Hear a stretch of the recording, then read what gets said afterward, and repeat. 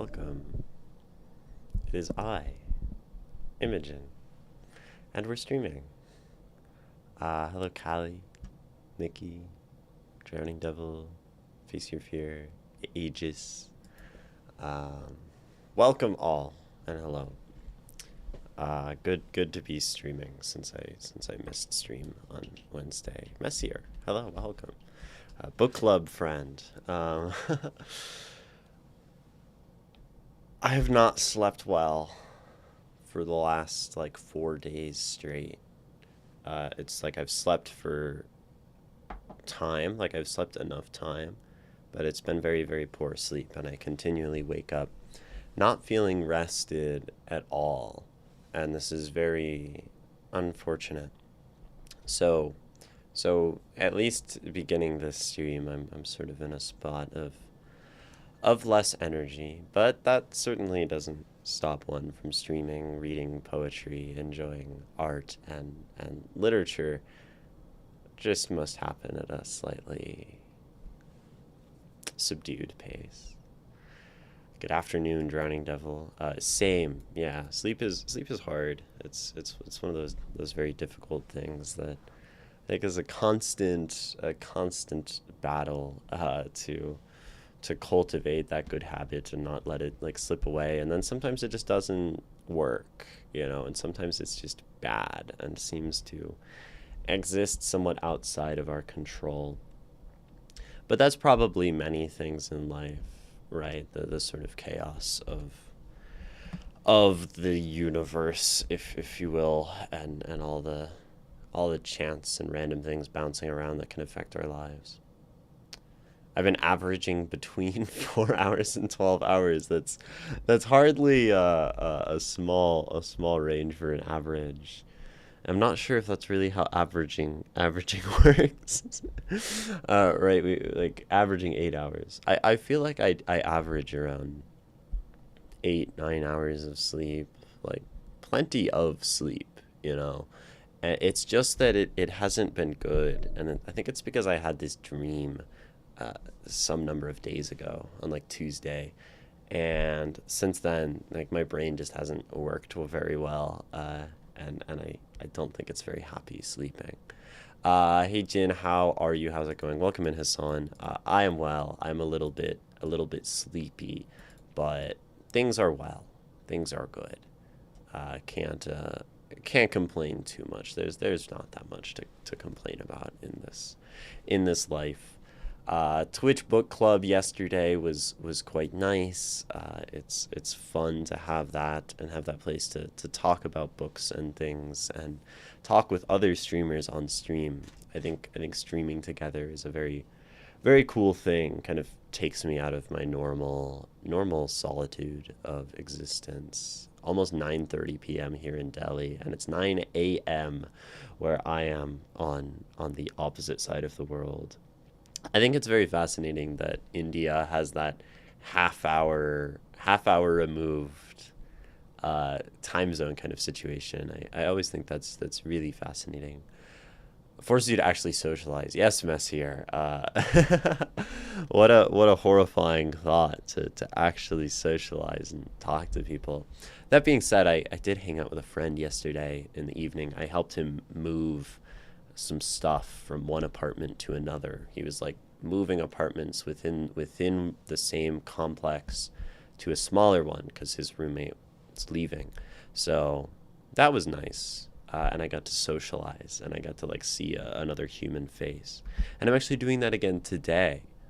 I'm going to hang out with a different friend at their new apartment, and she's like an artist, and hopefully we just like hang out and like write and do art. I feel like that would be a vibe that I kind of want today. So we don't really have any plans. Dropbox is trying to eat your CPU. Yeah, I think that's computers, right? Always something on them trying to consume them and have them stop working and crash and all of that stuff. It's I find it quite difficult. I'm not very good with computers though, so there's that. I feel like my computer tends to like fill up with memory very quickly. Not memory, storage, because I record things and then I like edit like the YouTube videos or whatever. And then the files just sit on my computer and then the storage fills up and then I go in like every 6 months and like purge out all these old files. I wish I had a better way of kind of like managing all of that, but I'm not very good at that. Sorry, I missed most of your live stream last time. I mean, we don't need to be sorry for for missing a paltry little live stream, right? I don't even use it, so I'm gonna uninstall it. That's probably good. It's good to just uninstall things. Dude, 9 a.m. I have massive trouble sleeping issues myself. Yeah, I get good sleep. Like I get enough sleep. It's just that the sleep hasn't been good lately, and it is. I don't know. I feel like I've been dreaming like the last few days as well, and they've just been sort of like not like nightmarish or fearful, but just sort of like weird in a way that makes the sleep not good. I'm not sure. You trained planches today. You can do a planche. I always forget how to say that word. Um, those are really hard. If you can do that, that's very impressive, Callie. Uninstall awake.exe. That I wish there was just like a button I could push on the side of my head and I would just fall into a deep and satisfying sleep for 8 hours, come back, be like fully rejuvenated. I need one of those sleeps. When you go to sleep and you wake up and it feels like like all of the burdens of your life have been cast off in like the course of a single night, and you wake up feeling like the most perfect version of yourself you've ever been. Like, I need one of those. Maybe that's just how manic episodes start. I'm not sure. It was fun to watch, but though it was just running in the background. The book club, yeah, the book club. I mean, it's kind of long. I was trying to figure out how to um, keep my attention as it spanned many hours. But I think we're all kind of working on making on all improving as streamers in streaming together, right? So that the book club can kind of keep improving, right? You can have that as a poem title. My gift to you: uninstall awake.exe. I feel like it's not my kind of title. I don't know. I mean, it's not a bad title at all, but you kind of fell asleep as it transpired, face review. That's good. Sleep is good. I mean, that's what we're talking about. Love these streams, Jin, full of like-mindedness over here. Yeah, I feel like it's cool. You go on Twitch and you talk at a camera for 4 hours, and the nature of that is that like-minded and like similarly attitude type people will gravitate toward that space. Uh, and you end up with sort of a similar outlook and interest, because no one's going to watch a stream if they're not interested in it, right? And if someone's interested in the things I'm doing, that is what I'm interested in, then it's probably similar kinds of people. But that's also just called an echo chamber if we want to use like a more a negative implication kind of word, right? That the internet provides us with spaces that affirm our thoughts that we already have. Callie, you say, my mom keeps bugging me about using all the sugar. Like I'm the only one that drinks coffee. Like it's a consumable if it were not going to be consumed entirely at some point.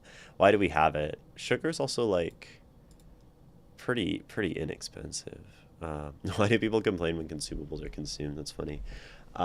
It's like when people play video games, and I do this, and like you pick up consumable items, and I feel like you just forget that they're there, and you like finish a game with like hella potions in your inventory, and it's like why did I never like use these healing potions, right? Um, but yeah, the things that we get to consume should be consumed, right? Nothing is worth much sitting on a shelf. That goes for all sorts of things. Those people who will, calling out probably a number of people in chat who will buy lots of books and have them sit on the shelf and never touch them. Which, I mean, I call out myself as well, although I try. Right, these objects of consumption, uh, and all sorts of other things. Right, I think the idea of like collecting things, I really don't enjoy. I really don't enjoy um like having like lots of items that don't do anything. Like at least books, like, like you say, messier. Hey, I'll get to them. Uh and hypothetically I'll get to my books. But the idea of like trinkety things and like piles and piles of like stuff with no utility sort of disturbs me, because then it's sort of like consumption in the sense of buying things simply for the sake of having things, right? And that really scares me, that that's like a fairly like socially acceptable thing to do, is just like buy things with very little essentially like utility, or even like even like decoration is fine, I guess, but to have like just like stuff. I don't know. I don't like stuff. Someone asked me the other day if I would gravitate toward like living in a van, and just like converting a van and living out of it, and that being my home. And I thought about it for a second. I'm like, yeah, I think I would. I really hate having stuff. I hate having like too much like weight about me in my space, which is sort of funny because I have this wall where I just like stick stuff onto it. But I really dislike things, and it would be nice to just sort of be able to like move and go anywhere and be unburdened by like something that is still, you know? Don't call me out like that. It may take years, but I will finish them all, and that's good if you'll finish the book, right? Feel called out as well with the new books stacked on the shelf. I rarely touch them. See, I made a rule for myself a while ago, and it's one that I still stick to. Is I don't buy any books unless they cost. I think the rule is $2 or less. I guess sometimes I'll shell out $5 for a book, but as long as it's $2 or less, I can buy the book. Is my rule to myself, and and then people will give me books as gifts, and I feel like that's where most of my accumulation of books comes from. Is people know that I like books, or they ask me what I want as gifts, and I'll be like, I want books, so then I don't have to like feel like I'm actively pursuing those things, but then like books seem to come to me a lot. Or I'll buy someone's book if I'm standing in front of them at an event, and I'm like, I know that I'm directly supporting like someone by buying their zine or buying their poetry book. I feel like that's one of the exceptions where I will like pay more than $1 for a book. Happy National Poets Day. I think it's funny that there's like National Poets Day, and then there's probably like International Poetry Day, and then there's probably like, whatever, all these different. I think it's funny, but I guess we can still be happy to celebrate that we are poets predominantly. I would sort of enjoy living inside a minivan. Cooking and food seems kind of an issue with van life.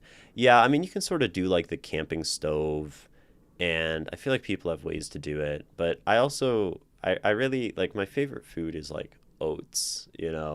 And I feel like I like things where it's like an ingredient, you like boil some water, you throw stuff in, and it's like fine. Like I love like simple grains and like these kinds of foods. I love rice, Um, of course, like it sucks you don't have a fridge. You can't have like lots of like produce, and vegetables and fruits are kind of like the best thing about the world, and almost amazing enough to make me like believe that God is real.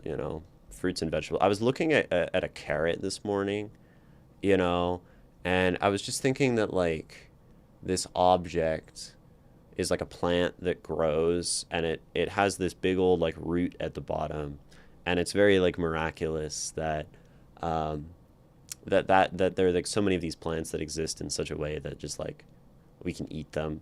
I was looking at like this carrot. I'm like, wow, that's fucking amazing. And like I'm like, I think if I was a farmer, I would believe in God, but I don't, and I'm not. So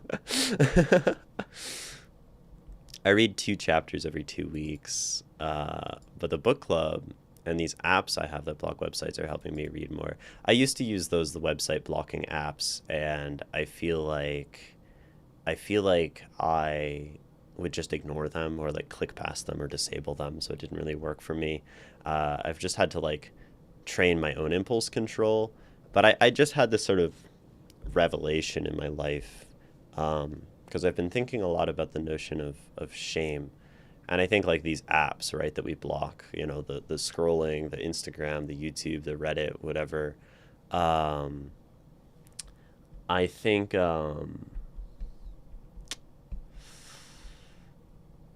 like I tend to feel a lot of shame about these things, right? When I like do these things and I feel like I'm like wasting my time.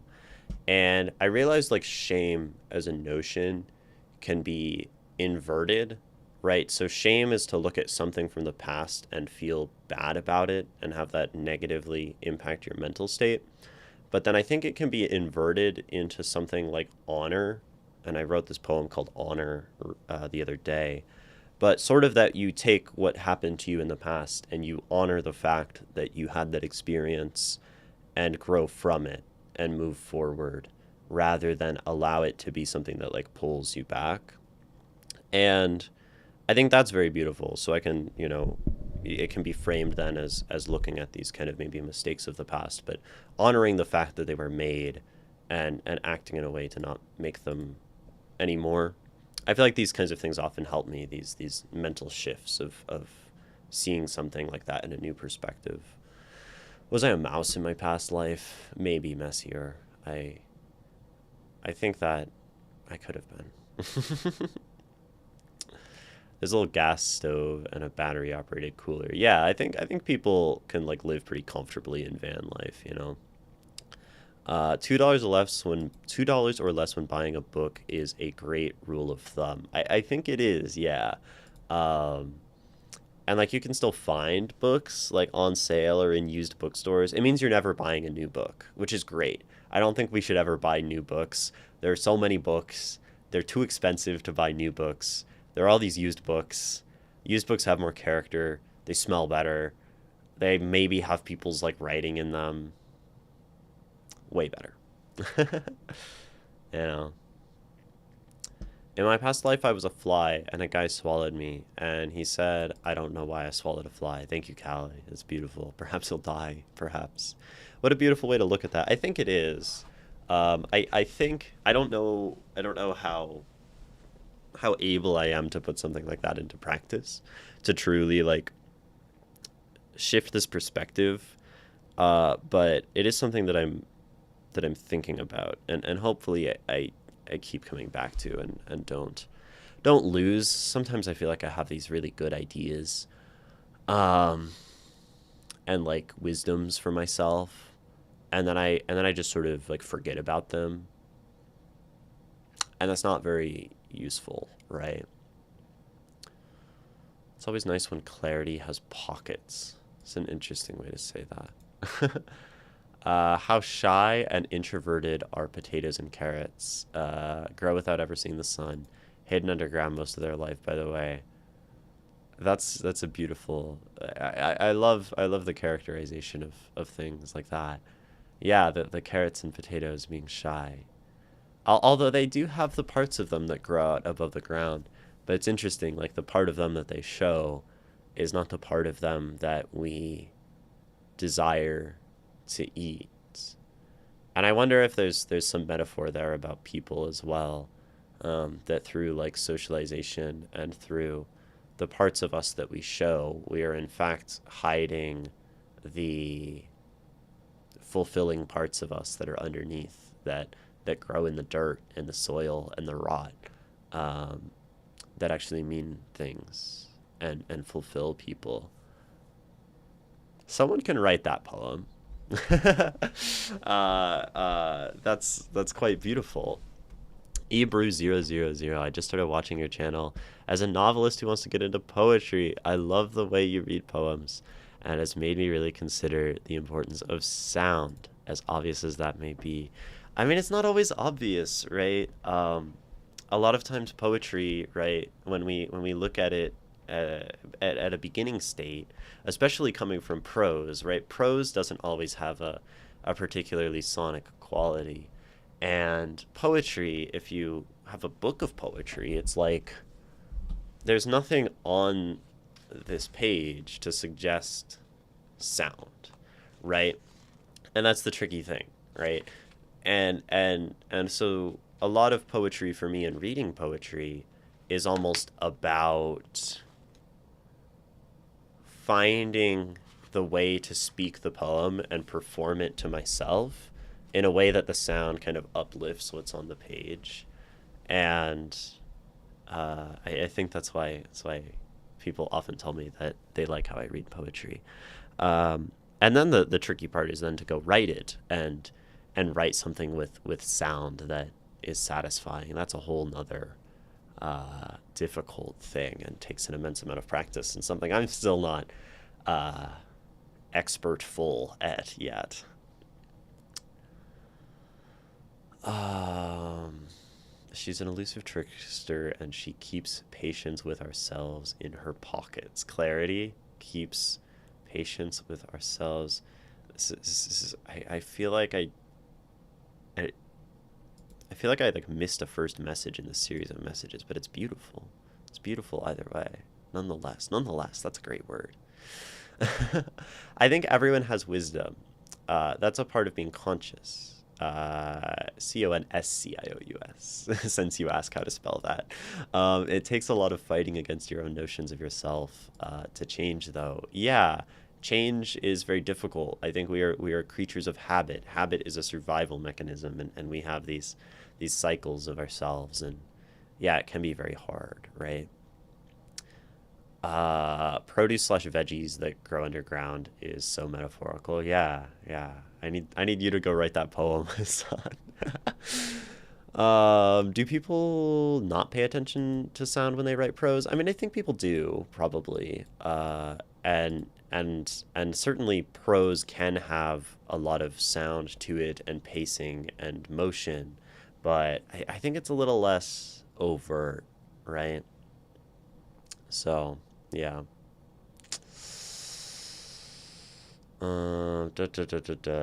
Making the sound satisfying is why poetry has helped my prose, right? And like having really good sound and poetry and stuff can bleed into prose in a really nice way. And there are people who write prose very musically and all of that. So there's that. In my writing, a lot of my edits are due to words sounding off. Yeah, and that can be enough, right? We want our prose to like sound natural. And so sometimes like doing not thinking about the grammar, not thinking about the construction in a sort of like intellectual way, but really writing with an intuitive feel of like, well, this sentence doesn't sound right for what I want it to be, right? So I'm gonna fix it. I think that's a good approach. Working on page 500 of your book today, that's really awesome, Mr. Aegis. I just think in plosives and sibilants. Yeah. I need a cover letter and a resume editor personally. Lol, this doll needs a new job. Streaming to quit my job. That's a crazy username. How's that going for you? Um, Probably it's a hard sell. That's just tough. Um, but good luck with that. Um, cover letters and resumes are tricky things. They're very hard. I don't like writing them. When I write prose, I have a way of it being read. I think. Wait. I have a way I think of it being read, but I'm bad at grammar, so I can never really tell if I am writing in the way I'm thinking. Yeah, and that just takes time. I think the more we read and the more we write, like I really don't think I really don't think it's helpful as a writer to like ever be thinking about grammar. Like again, back to that like intuitive, like does it sound good thing. Like if and the more you read, the more you understand sound, the more you write, the more you understand sound, the more you're critical about language, the closer you get to these things. And I think it can just become more and more natural. And like when I write prose, I feel like my grammar is pretty good. I don't know. Y'all can go look at my Substack posts and judge me on my grammar. But I don't think about it, you know? It's like, is this a sentence? Does this does this work? Does this sound good? Yeah. I break all the grammar rules to sound pretty. Yeah, and poetry especially, right? Allows us to do that. That's funny. Mixing up your theirs during a conversation about grammar, Nikki. Anyway, I'm gonna read some people's writing, some poetry probably. Who has things submitted to me that you would like my attention and time to be directed toward? I'm sure Nikki has something. Messier has something. Callie has prose. I'm not reading prose first. Me. Uh, Messier has I killed the preacher man. You have poetry, Kelly? Wow. Oh, that's I see there are days I doubt the miracle of my birth. I want to give in. Gotcha. That does look like poetry. Wow. You have a dark ballad submitted. You're at poetry for the first time in years. That's awesome. I love when people come back to things they haven't done in a while. You have a dark ballad submitted. That's cool. Um, okay. So, Mr. Aegis, do you have a poem submitted? I feel like you do, and it's like been in there for a long time. You said you're working on your book though, so I also understand if you don't. Do you take submissions through DMs? I was just wondering. No, no. So if you're watching on YouTube, there's a Google form in the thing, and then if you're watching on stream, you can also use the Google form in the YouTube, but you can also join the Discord or watching on Twitch. If you're watching on Twitch, then you can join the Discord through the link that goes in the chat. Um, but the bot doesn't put the Discord link in YouTube, so I just have to do a Google form. Uh, but yeah, you can submit stuff through there. Uh, okay, I think um, I think given all of this information, I will read Messier, your poem. That seems reasonable. First, at least. I'm trying to cook corn, but I cannot for the life find the damn steamer pot. Good luck finding the steamer pot. Godspeed. I'm sure it is somewhere findable though. I feel like things are never where they are where you expect them to be. Maybe there's a poem there. Long ass poem from Messier. Big enough to require a separate like section on the Discord post. Uh, that's exciting. Okay. Shoot. I feel like I messed up the screenshots. It ends. Little treat wants some to you, and then okay. We'll be back shortly. I'll get there. Taking screenshots is hard, very difficult labor. Um, okay, I think I'll just do that as one screenshot. It's kind of funny. Um, because like the stanzas are separated by like another like Discord message or whatever. Okay. Poetry. It should be really fun. That's exciting. I like fun poems. Maybe a fun poem can like wake me up this morning and have me feel a little more alive. Wake me up when September ends. That's a good song. I do like Green Day. I listened to them a lot in high school. Okay. We will have poetry on the screen very soon. Well, fairly soon. Once it looks good. Oh, you mentioned guns in this poem. Cool. Oh, Time of Your Life was the graduation hit of the late 90s. Oh yeah, totally. I feel like that song is still the graduation hit. Like they still play that song at like everything when things are ending. Which is funny, right? I mean it's funny to begin with cuz it's not really what the song's about, but I suppose that's how these things go. Uh I killed the preacher man. I killed the preacher man. I can read this in my D&D character southern accent. I will not be reading it like that for anyone who is genuinely thinking I would. I'm eating a burger with macaroni and cheese using a recipe I helped my mom with. That sounds quite tasty. Cheese, macaroni, burger. Yeah. Okay. Poem. Messier. Maybe you put questions in the Discord I didn't see. Okay, questions that I may have. That's so awesome. I'm having so much fun writing poetry. Awesome.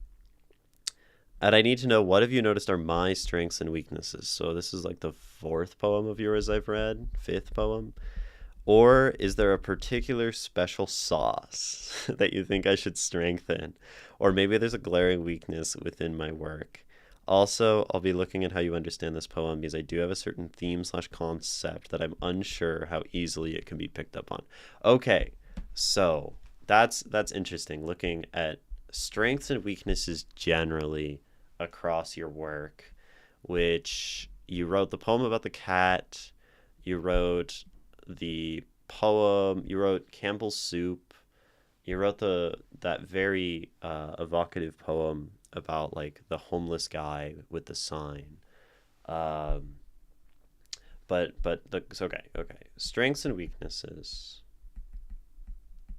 And then if there's anything that sticks out in here, as you say, that is like a special sauce, something about maybe your writing or your style that I like in particular that you could lean into and really kind of flesh out and work on. That's an interesting question. And then just also to interpret the poem as usual. Cool.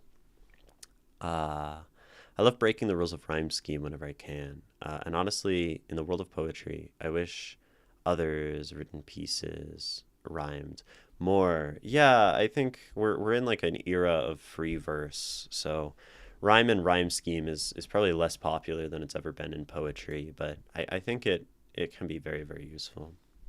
Okay, here is I Killed the Preacher Man. It was a Sunday at noon, or it was a Tuesday at 4. I don't know anymore, but I think I'm always killing the preacher man. He stands or he sits at the pulpit or in the pews, either way. I wrap my hands around his neck and give him a shake or two. Let God be my witness, the pigeons and cockroaches, of what I've done for fun. To that bastard son of a gun, I killed him, that's right, it's true. Took a knife out the kitchen, or maybe a heavy pot. Preacher man was preaching on the mountaintop, swung hard from below, took out his knees to and fro. He toppled. Wished I pushed him off the steeple, so I whacked, then I whacked, and I whacked. He's dead now. I checked. Had to break his neck. Silver bullet to the head. I killed him. He's dead. Made sure to stake him in the chest. Motherfucker won't rise again on the third day, yet still I find he's here to stay in my house and home, a roaming ghost, you know. A priest or exorcist, maybe? I used to know a preacher man. That he was a creature. A habit. Of habit, he deserved it. And maybe I did too, a little treat. Want some? Do you? Do you know a preacher man who deserves to be shot? Preached upon a pulpit about how you ought not, or be not, or want not, or send him through the back door. I'll be waiting with an AK or a 45, but this time maybe you will do the saving. Blame it on me if you want. That's right, I did the deed and deserved my due. It was I who killed the preacher man, both one or the 2 million times he died, 'cause I kill him every day. I kill the man inside me who preaches every single day that I'm a sinner and a freak, and what I ought not to do, and someday it might be you who reaches for the MK. Just remember, bullets to the brain and a stake to the heart. Play charades with grenades, but don't get caught in a rain of fire by pitchforks and torches. It'll be Sunday at noon, or a Tuesday at 4, in the church we don't go to anymore. But we're there for a purpose, a great calling, you see. Because the preacher man deserves killing, either by you or by me.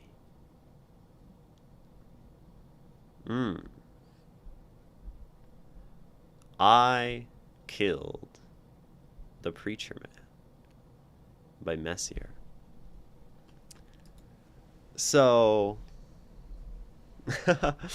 I love how you have like all of these kind of very visceral descriptions of the killing, wrapping the hands around his neck, you know, pushing him off the steeple, or I wished I pushed him off the steeple, right? These various ways, breaking neck, silver bullet, right, stake in the chest, just like killing and killing and killing and killing. And there's some really interesting like imagery through these things, right? When we use like silver bullet, when we use stake him in the chest, we describe him as a ghost, right? So we're creating this feeling almost of like haunting, you know. It's this thing that we can't get rid of it, right? We can't kill the preacher man in this poem, in a way. And I think that's, you know, reinforced when we say, you know, it was I who killed the preacher man, both 1 or the 2 million times he died, because I kill him every day, right? And then we even say, then I kill the man inside me who preaches. So it's kind of cool that we start this poem in this very kind of direct way, as if we imagine we're literally killing a physical preacher man, right? He stands or he sits in the pulpit, in the pews, either way, right? This all feels pretty like grounded in reality, right? As though we are literally and not metaphorically killing this preacher man. And as we go on in the poem, I think it starts to like unravel in some capacity, right? Because we kill him again in another way. We kill him again in another way, and in that capacity, right? Like, you can't kill someone twice. And then we start to get this supernatural imagery, right? The silver bullet, the stake in the chest, right? These are ways you would kill, right? Like a vampire, something that is undead, something that doesn't die, right? And then we get the roaming ghost needing a priest or exorcist. I love like the humorous irony here, and kind of the humor throughout the poem keeps this light. Like it has that feeling kind of like maybe like one of those slasher films that is kind of like campy and funny, like the Ghostface one or whatever. Is that called Scream? And like where you know, it has this kind of like gothic violence to it, but it's not entirely taking itself seriously. Um, and even the fact that it's like the preacher man, and you kind of have this talking that makes it feel pretty like southern, right? It takes on that kind of southern gothic kind of feeling and that tone and that setting.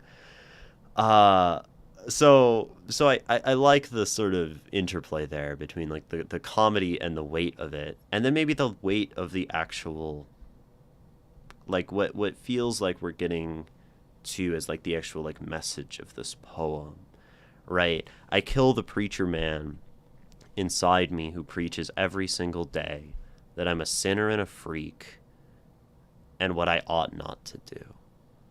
Right. So then this turns into from something literal into something sort of supernatural into something purely kind of the mind.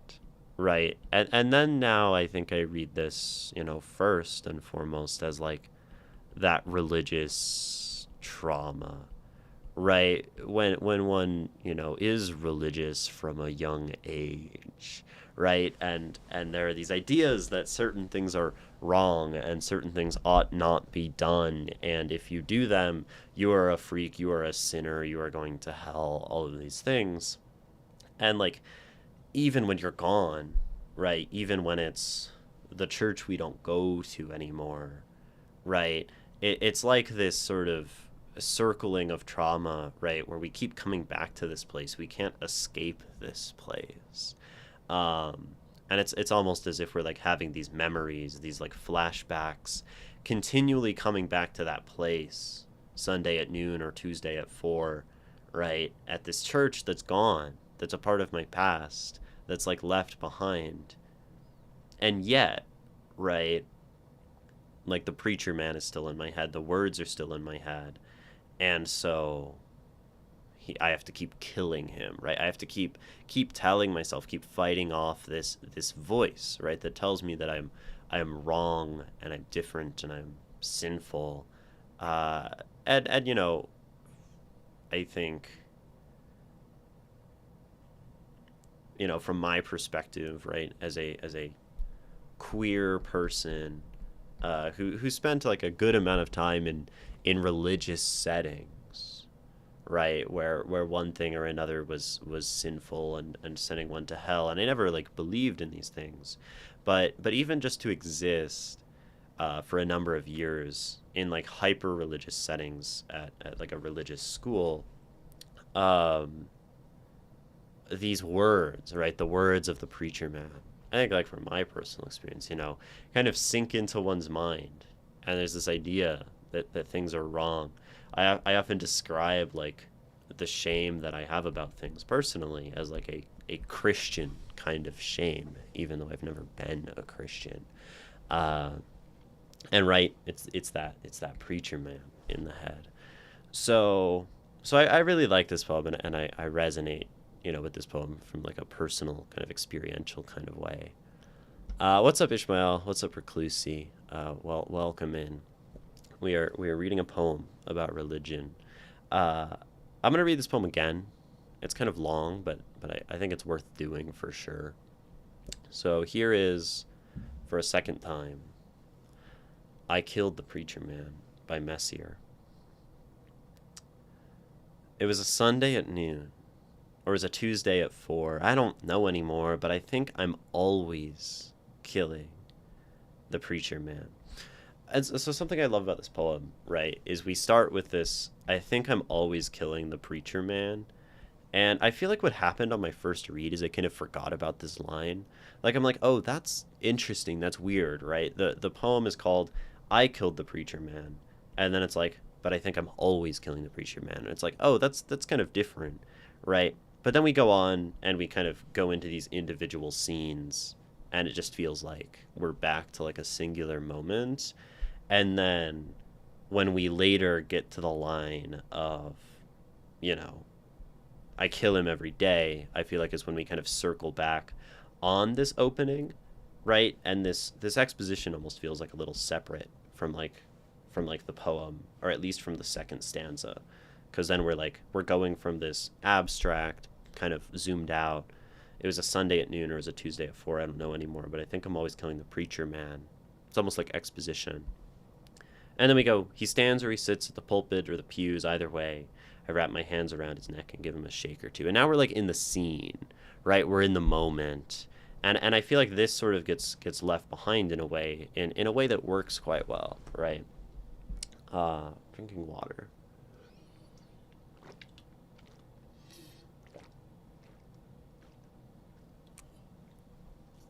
First stanza, and I'm hooked. I've obviously missed 40 minutes, but that's some good shit. This poem's a fun one, yeah. Okay, let me try to keep reading. It was Sunday at noon, or was it? It was a Sunday at noon, or was it a Tuesday at 4? I don't think I know anymore, but I think I'm always killing the preacher man. He stands or he sits at the pulpit or in the pews. Either way, I wrap my hands around his neck, give him a shake or two. Let God be my witness. The pigeons and cockroaches of what I've done for fun. To that bastard son of a gun, I killed him. That's right. It's true. Took a knife out of the kitchen, or maybe a heavy pot. Preacher man was preachin' on the mountaintop, swung hard from below, took out his knees to and fro. He toppled. Wished I pushed him off the steeple, so I whacked, then I whacked, and I whacked. He's dead now. I checked. Had to break his neck, silver bullet to the head. I killed him. He's dead. Made sure to stake him in the chest. Motherfucker won't rise again on the third day, yet still I find he's here to stay in my house and my home, a roaming ghost. You know, a priest or exorcist, maybe? I used to know a preacher man. That he was a creature of habit. He deserved it, and maybe I did too. A little treat? Want some? Do you? Do you know a preacher man who deserves to be shot? Preached upon a pulpit about how you ought not, or be not, or want not, or send him through the back door. I'll be waiting with an AK or a 45, but this time maybe you will do the saving. Blame it on me if you want. That's right. I did the deed and deserved my due. It was I who killed the preacher man, both 1 or the 2 million times he died, 'cause I kill him every day. I kill the man inside me who preaches every single day. That I'm a sinner and a freak, and what I ought not to do. And someday it might be you who reaches for the MK, but just remember, bullets to the brain and a stake to the heart. Play charades with grenades, but don't get caught in a rain of fire or by the pitchforks and torches. It'll be a Sunday at noon or a Tuesday at 4 in the church we don't go to anymore. But we're there for a purpose, a greater calling, you see, because the preacher man deserves killing, either by you or by me. I love how this poem makes the reader into a bit of an accomplice, right? Right? It invites the reader in after we get to this section, right? It asks the reader, right? Want some? Do you know a preacher man? And I think to any reader who shares the feeling that you have in this poem, right? This sort of feeling of maybe hatred against the preacher man of the mind. There's something cathartic about that the poem in a way allows for a sort of vicarious experience by the reader, right? When we let the reader into the poem, we let them live through it in a different sort of way, right? And I think that's kind of fun, and it gives it that kind of crime feeling, right? I mean, like I said, right, accomplice, I think is what this poem kind of makes me feel like. Also maybe in the fact that by reading this poem, by just by engaging with the ideas of the poem and enjoying it, right, you become accomplice in the notion of killing the preacher man, right? By, if you like this poem, if you resonate with the poem, uh, uh, you're probably someone who's killing the preacher man in doing so, in some capacity. Uh, Another thing that I like, right, is this poem kind of shifts. Uh, it like reverses religion, right? Maybe you will do the saving. Blame it on me if you want. There's this idea of like deserving my due, and then this like greater calling, right? As though like this inversion from like faith, right, into killing is sort of like holy in a way, right? I think the poem has a few spots where it does this, right? And maybe even this like motherfucker won't rise again on the third day, right? And I mean like Roman Ghost even has this sound thing where it sounds like Holy Ghost. Um, but this idea, right, that you're just a guy and I'm gonna kill you and you're not holy, and in my doing this, like I am somehow like vindicated, right? And it's a real reversal. I think there are a number of things that kind of feel like a reversal of the high and mighty preacher man, uh, and the person killing them, right? Because we have preacher man was preaching on the mountaintop, right? And this is like a biblical thing. Sermons on mountains and voices from the tops of mountains and transfigurations on the tops of mountains. Mountains are a big deal in the Bible. Uh, Go tell it on the mountain, like kind of these spirituals and stuff. Mountains are a big deal. Uh, and so to have, the preacher man atop the mountain, right? Kind of like high and mighty up here in a very like symbolic way, right? To be atop the mountain is to be above everyone else. And then our protagonist kind of comes up, right? Swung hard from below, right? Kind of like taking this cheap shot at the preacher man's knees and knocking him down the mountain, right? And we see this as well with he stands or he sits at the pulpit or in the pews, right? So being up at the pulpit, being in this position of power, right? And then wrapping my hands around his neck, giving him a shake or two, right? Another kind of pulling him down from on high in some capacity. And then to describe him as bastard motherfucker, right? These kinds of things. Of course they have the rage almost at some points to like a comedic level. And there are a lot of comedic things in this poem, right? So I whacked, then I whacked, and I whacked. Whacked is just like such a funny sounding word, I think, for this poem. And to describe killing someone, you're like whacking them. Um, but we also invert the preacher man, right? When we turn him into like a ghost, when we turn him into an unholy thing to be exorcised, right? As though, and then know a priest or an exorcist maybe, right? This very like it's a joke, but it also says something really like poignant, right? The person killing the preacher man every day is this exorcist, is this kind of holy man, right? Purging themselves of something unholy. And so the whole thing kind of gets reversed, right? And we have the unholiness of silver bullet stake to the chest, like vampire, right? Becoming a ghost, a kind of unholy thing. So, and then even to call him, right, like a creature of habit, you know, um, does this really kind of useful thing, I think, of inversion and taking the sinner and exalting them through their sin, right? And then to make the holy person kind of less. Reader becomes the accomplice. I'm taking you all down with me. Yes, you are. I usually don't enjoy poems upon first reading. This one has some magnetic force for me. Obviously, this is my first read. Topic, very strong.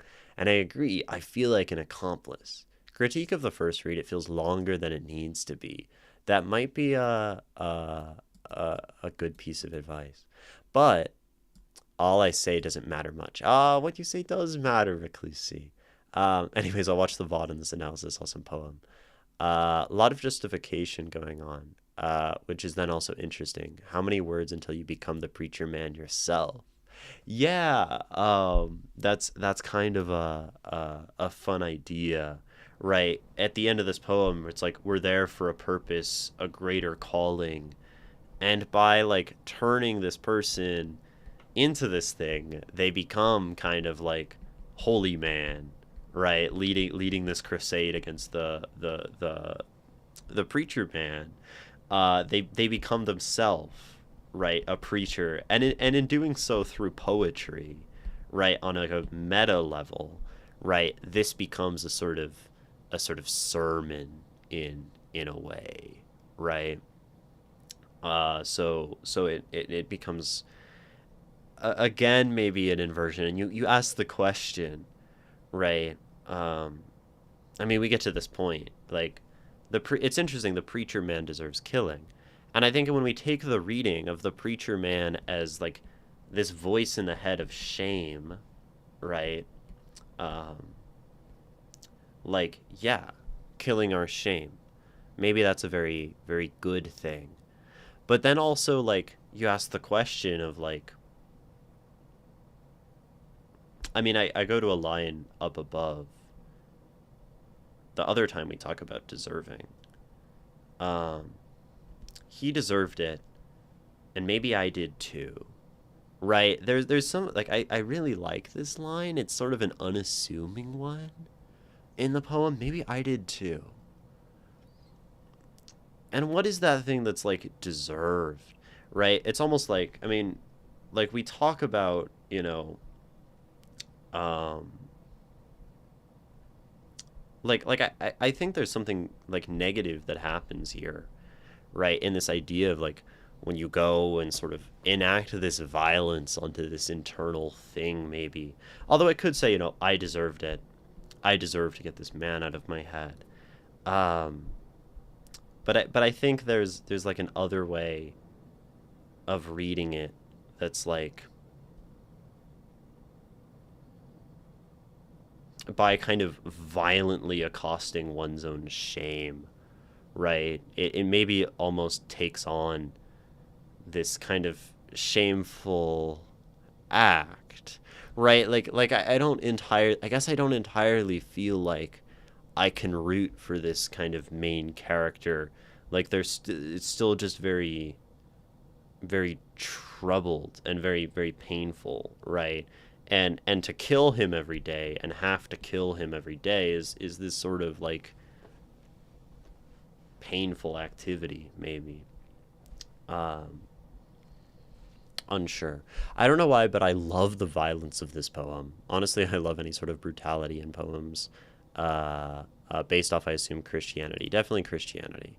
I mean, a lot of Christians who turn a blind eye to violence and just kind of like when the two are put together, it makes me think of a poem you read a really long time ago called "Mary Should Have Had an Abortion." Yeah, that poem was by that was by Pinguino Man. That was an excellent poem. Yeah, right. I think Christianity has this really like lovely facet to it, um, where the body is like such a big deal, right? And like I should write this in legible handwriting. The body, right? Because in Christianity, like their big moment, the big culminating moment is a man getting crucified, right? And he only gets crucified after being like lashed 40 times and having to like drag his cross across like the whole town and like wear his crown of thorns and get stabbed in the side. Um And like, there's a lot of body horror in Christianity, and then in like a contemporary sense, or not even, we'll say in a historical sense, right? You have like the brutality in Christianity of like the Crusades and like holy wars, but also like the other martyrs of Christianity, right? A lot of Christian saints died in like really brutal ways. And then Christianity goes and like brutalizes the world through like Spain and its colonization, and then like through America and its colonization of everything. Uh, and so and then even in the American South and like lynching, right? We have these pretty horrible justifications through religion and through like society, right? So this is wrapped up in a lot of baggage. So I agree when we take Christianity and throw on like a physical kind of violent element. I think these two things work very well hand in hand thematically, and I also think it's yeah. And I also like the violence in this poem because it's exaggerated and it's kind of like funny and goofy at certain points, which gives it some lightness, which I think like allows the heavier kind of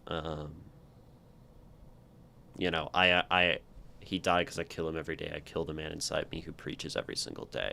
Like I think this line really hits quite hard because we allow ourselves like the comedy in the violence, right? And the it can be comedic violence and it can be cathartic to watch the preacher man fall down the mountain after you kneecap him, um, right?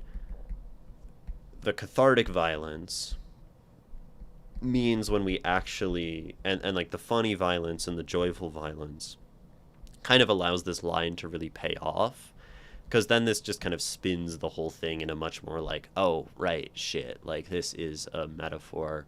And it kind of hits you on the head with the metaphor here, right? I kill the man inside me who preaches every single day. But that like every single day after the I kill him every day, just like that reiteration, I think works really well. And I think this speaks then to the poem as not just a joyful thing, but a painful thing, right?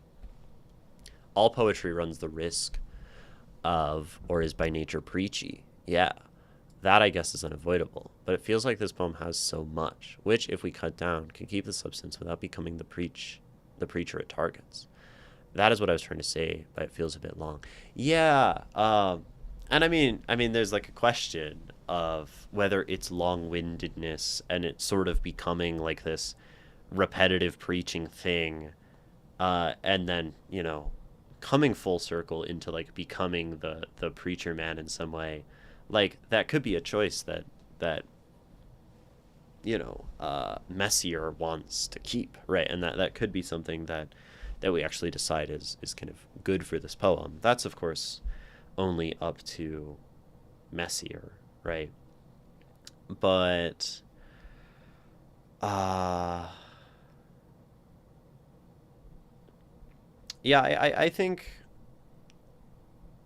um because like a lot of it is just like very fun and it's fun to read, and I don't always think there's like we necessarily need to cut like enjoyable lines or whatever. But I think there is maybe like this stanza. I'm not sure. I like just remember bullets to the brain and stake to the heart. Okay, well I actually like these two images, right? Bullets to the brain and stake to the heart. Um, like as we're killing the preacher man in our own head, as we're like wrenching out the thing of our own heart, right? I think this becomes like I think this is maybe the part I was missing earlier, that this pain becomes self-inflicted uh, by having to fight something inside of oneself, right? And so I like these two lines, because then they are about, in a sense, sure, bullet to the brain, stake to the heart, killing the guy, truly like ending the preacher man. But then they also become something different, right? Play charades with grenades, but don't get caught.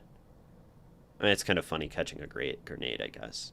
Double meaning, and then caught in a rain of fire by the pitchforks or torches. And then this speaks to like an external threat, right? You're killing the preacher man inside, right?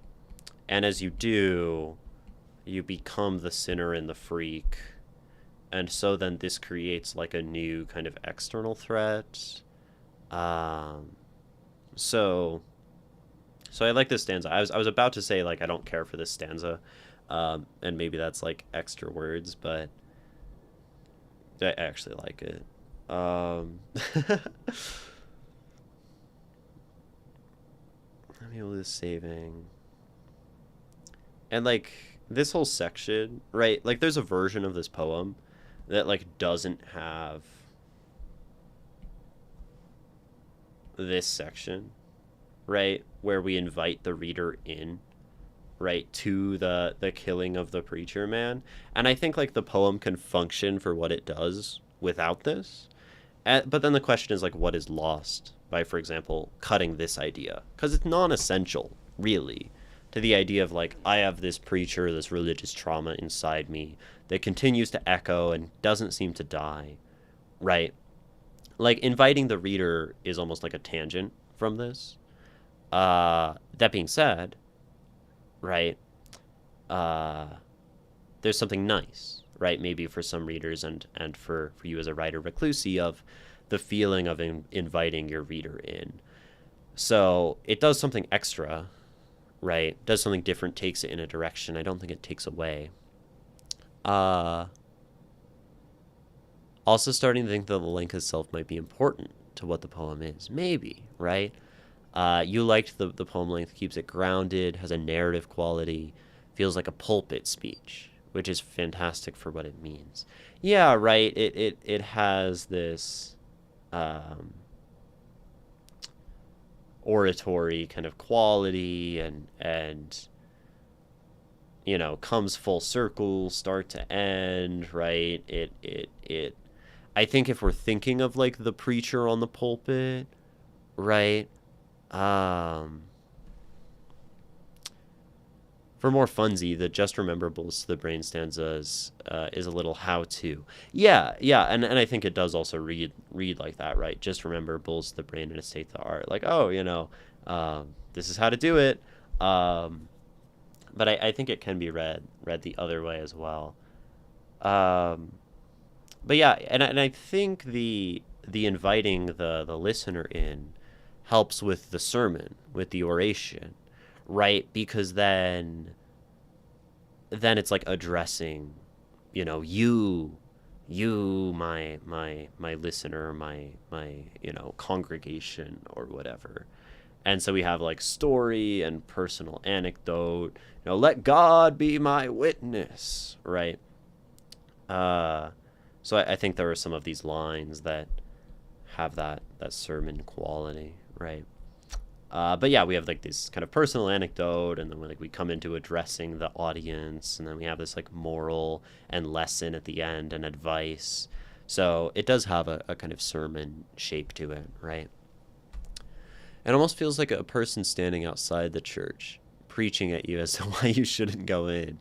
Yeah, in a way.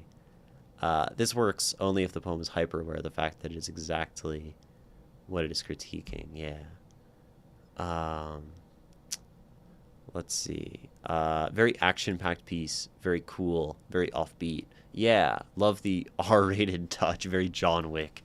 Yeah. It does have that just violence. I think this line is interesting to me. Let God be my witness. The pigeons and the cockroaches of what I've done for fun. To that bastard son of a gun, I killed him. That's right. That's true. This line, the inclusion of the pigeons and the cockroaches, is almost. I mean, it almost says like God is in these things, right? Which is sort of true, right? By the religious perspective, right? God in kind of all these creatures. But to specifically then kind of highlight God as pigeons and cockroaches is another one of these like inversions. You also have like God traditionally as like dove, which is very close to a pigeon, right? So then to put God here is kind of like knocking him a peg down. And just the whole attitude of the poem, right, does that. What I've done for fun, bastard son of a gun. Yeah, it gives it that very anti-religious tone, which is cool. Um, so you ask generally, Messier, about your strengths and weaknesses, both in this poem but also as a poet. And it's a hard question to answer, right? So what you said, what you said is, so I'm having so much fun writing poetry lately, but I need to know, what have you noticed are my strengths and weaknesses? So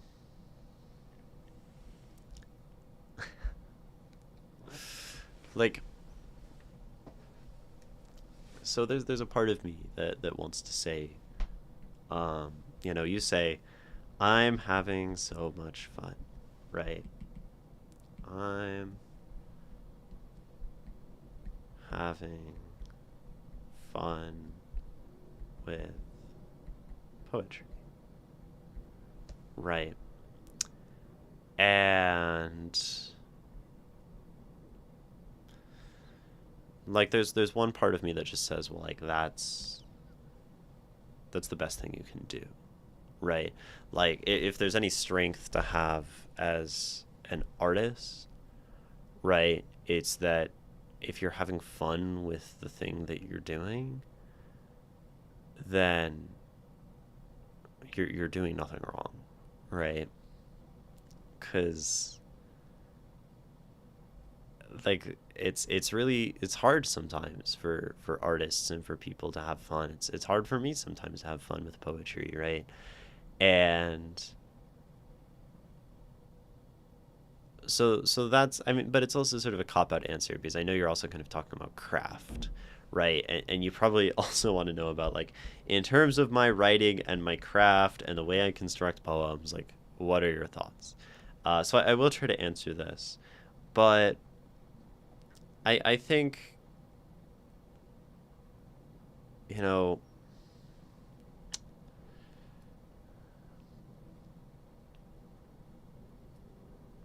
Messier, do you read very much poetry? um, Outside of, being around on stream and seeing people's poems shared. Part of me feels like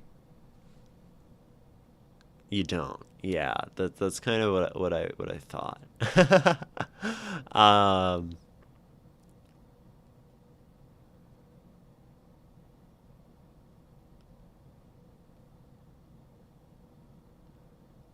I think you have a great grasp on telling stories through poems.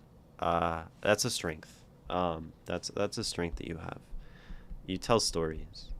You had your discontinued Campbell's Soup poem, which told a story, start to finish. This poem tells a story. You had the cat poem, right? Narrative. You told a story. And this makes sense. You write more prose than you do poetry. Even your angel, homeless guy, preacher poem was kind of a narrative, right? A short one, but it was narrative. And at least to me, right? If we're if we're continually occupying a similar space, right, as an artist, this is two things. This is a strength and this is a weakness, right? If right, we can read this as two ways, right? You have a style and you have something that you seem to take to naturally, that you seem pretty good at. This is a strength. Every strength in our writing is also a weakness because in writing lots of poetry like this, and in kind of having this as a tool that you use and you employ, you naturally cut yourself off from other options. You naturally limit yourself by having style and by having preference and a way that you write. I think this is a thing about art itself, right? As we get good at something, it has a way of limiting us. And that's usually, like, I often give people advice when I see them write in a certain way or write in a certain way repeatedly. I'll say something like, branch out, right? Read something different, right? Read, not even read something different, read a poet or poetry or a type of, or consume a type of art that's very different, right, from your work.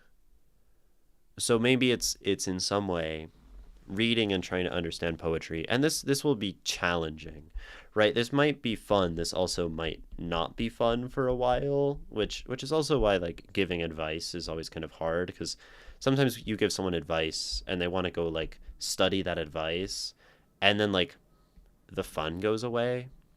This can happen, so we always want to be careful. But I think it would be challenging for you to read and write. I mean, like, the greatest extent of this would be like haiku, right? I don't really like to recommend haiku as a poetic form to like very often. Um, I think it's really difficult and really kind of impenetrable, haiku. um, but haiku is not narrative, right? It's like a single moment. Uh, Haiku is very small, right? Getting concise is a challenge all poets should work on. Nikki, a challenge you should work on is writing longer poems. Uh, that's my advice for you in that same vein. Um, the hard truth. Um, but like haikus are hard. You used to. You should revisit it. Um, I'm trying to think of poets who are very, like, I think I'd be willing to recommend like a William Blake as like a lesser extent of this, because like some of his poems sort of have like storytelling. Um, I think of The Tiger. Maybe you should read The Tiger. Um, you might like William Blake, Messier. Um, so Blake sometimes uses narrative. For example, in his poem, the tiger, he's tiger, tiger, burning bright.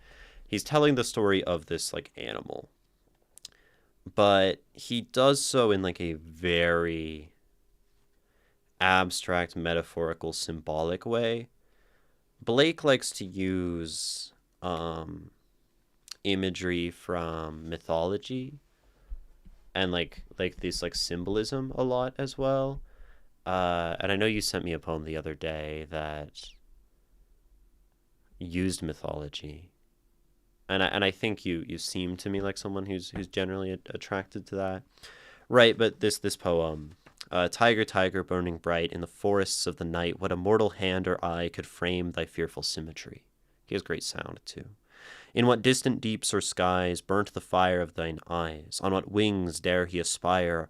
What the hand dare seize the fire? There, that's a mythological reference. The hand that dare seize the fire, right? Prometheus.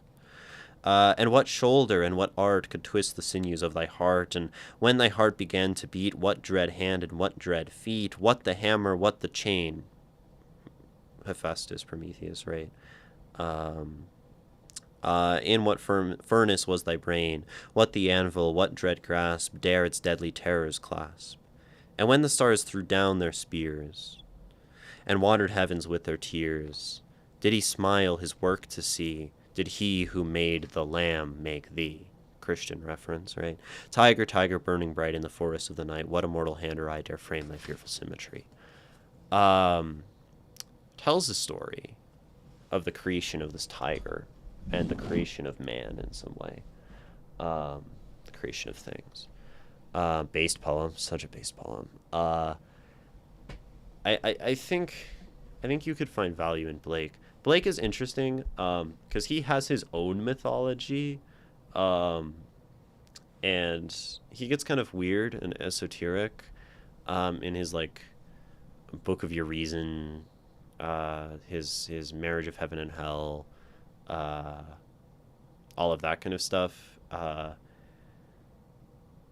he's quite good, and is more narratively focused, but maybe has some of that like that depth. I think like yeah, I could see you going in like a more symbol slash metaphor heavy direction as a way to challenge yourself. You use symbols, you use metaphors, but I think your poems tend to have like one big metaphor running through, right? To me, this poem has like a big idea, a couple big ideas, right? Um, and your poems up to this point, I feel like have kind of been that way. Um, and to lean more heavily into mixing symbol and metaphor, Blake could help with that, for sure. Um, that seems like something that could challenge you. This could just be me speaking to myself, though. These are two poets who I um, want to read more of myself. um, do what I did and read 100 poems, and then write with your brain drowning in the pool of words you barraged your brain with. It's one approach. I don't know if I would like it. Songs of Innocence and Experience is cool. Shows you two different angles as well, both done very well. Yeah. Um, I want to strengthen my poetry muscle, so being challenged and doing resistance training will help. Either way, so I think it's so stream is nice because just by showing up to stream, you are exposing yourself to a variety of different poets and poems and kinds of poetry, which is a good thing, right? Variety is excellent and very very useful. I I cannot stress enough the value that I ascribe to spending a lot of time with a single poet. Um, like if people haven't done this and you are poets, to like truly go through and read a bunch of poems by the same person. You know, you like Bukowski, read a poem by Bukowski every day or three a week, right? You know, you wanna get better at brief things, you know, read haiku every day and really meditate on them and really think about them. Um, like because what ends up happening is, you know, you can look at a poem, right? I can look at a poem like this and I can talk about individual things that I enjoy about it, this poem in front of me. But if I spent a couple months reading consistently reading poetry by Messier, and that was like something I was focused on in the way, you know, that I'm reading a poetry collection right now, and I've been like focused on it and thinking about it and chewing on this single author for a while. What this allows is you start to like notice patterns across poems. You start to notice what style actually is, right? And how a poet even if they're writing about two very different things, will often feel like the same poet. And it's hard to explain, but you really get to know um, intimately a certain author's like way of writing, and some of it will naturally seep into your own writing, right? And that will be good for you because it will push your writing in a new direction and make it more nuanced and give it a new little sprinkle of flavor, right? Maybe it's one you like, maybe it's one you don't, but it'll show up and it will like influence the way you write forever, right? Um, so I think reading more, like, and like here's the thing, right? This is where all the advice gets an asterisk, because like you're having fun with poetry. And I think there's this impulse as artists a lot of the time, and there's this impulse for me as someone who like talks about art on stream and wants to like teach. I think people often have the impulse to like want to get good, you know, and want to perfect. I think this is many artists love the idea of getting better, right? And there are all these things we can do, and all of this advice is advice that will help you get better, right? And I think what's important though is like to ask the question. I think everyone should ask this question of themselves as an artist is like, is it enough to enjoy the thing? I had this realization recently with myself and rock climbing. I love rock climbing. And I do it a lot, but like, and I think for a while I've had this impulse like, I need to keep getting better at this thing. Just some notion in my head that like because I'm doing this, I should be improving. And then I like asked myself, why do I rock climb? And it's like, well, because I want to like do something active and healthy and I enjoy it. And like maybe there's like a social aspect where I go and I like meet people. And if I'm going climbing outside, then I'm going outside, so it's nature. Like none of this has anything to do with getting better, right? And I think it's really important just as people, at least from what I understand, to like analyze this impulse to improve. Because I think we live in a world where it's tacitly accepted that if you're doing something, you should be like grinding, right? And it should like create value because we live in a world of value and consumption and production and capital and really value, right? At the center of all of that. And I think it's always important to ask the question because like art can just be fun and it can be okay for it to just be fun. We don't have to get better. If you want to get better, right? There's all this advice. There's all these ways to get better, right?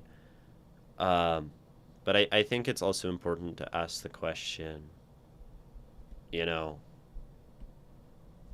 why do I want to improve? Will improving or focusing on improving, making a study of this thing, will it be fun? Will it be good for me? Will it help me? Will it make it worse? Will it make me hate poetry? I say all this because I come from like the perspective of playing saxophone, playing music, and studying it and going to school and wanting to be the best, right? I wanted to get better because I have this mind that loves to get better at things. And I went to college and I realized like these people are artists, right, around me. They like they have this reason they want to get better to express, and I didn't have that.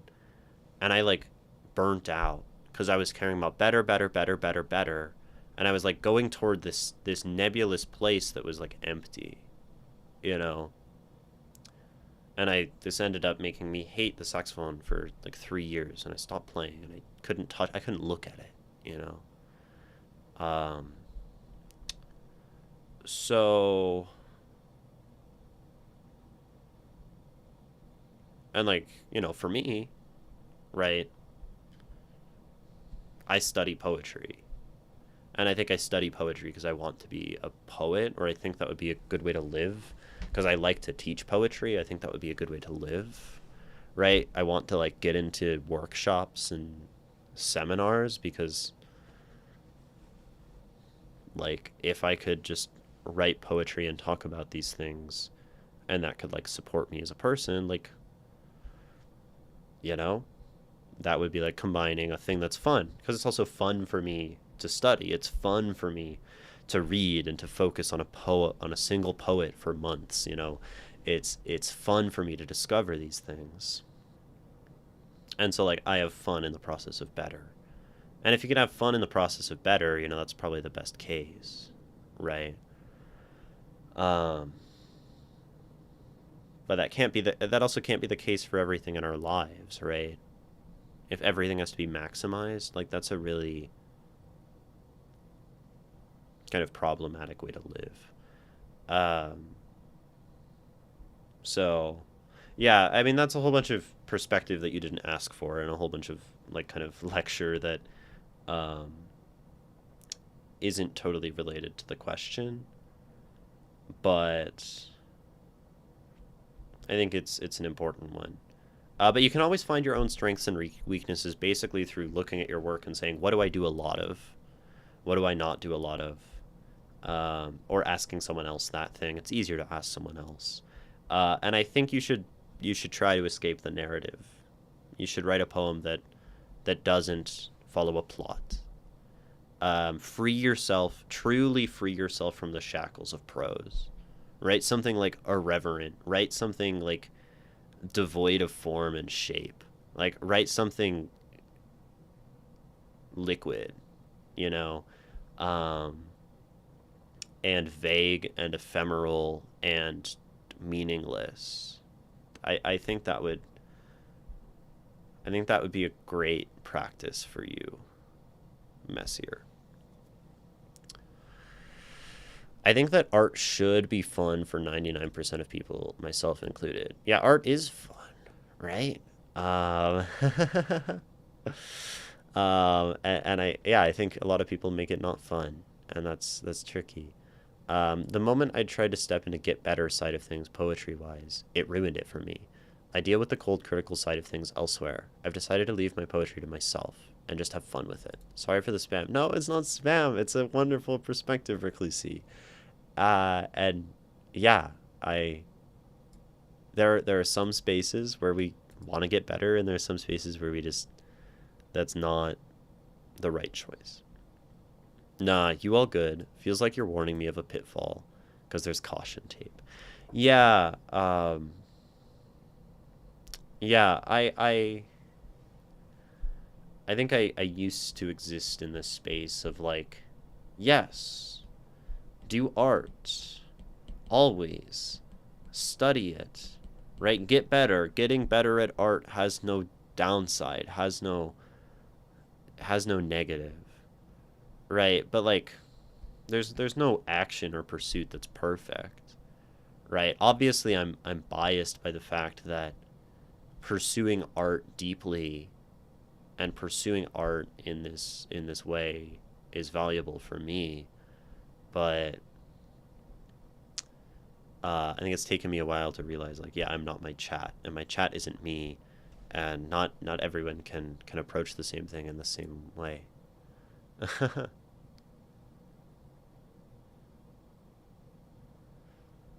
We need to swap styles. Sure, can I get your style for the weekends? You can have holidays, but I insist on a week-long summer vacation.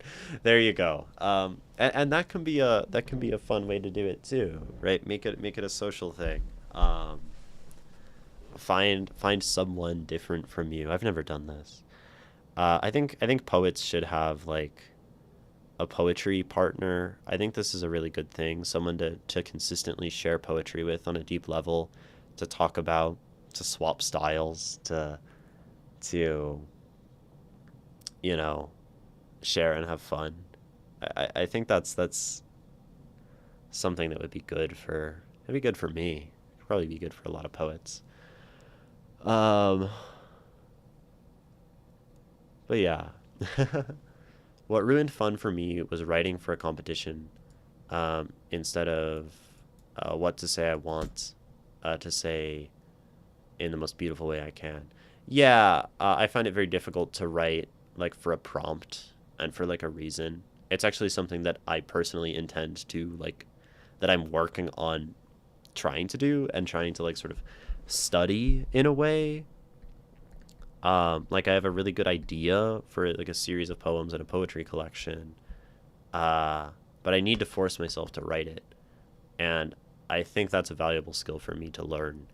Um, Although it can be difficult, and that definitely can take away the fun. Um, cool. Any other questions about this poem? Thoughts?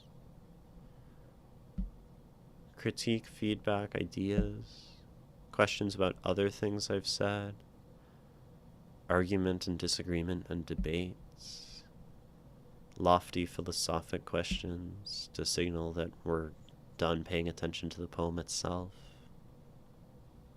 Maybe, maybe not.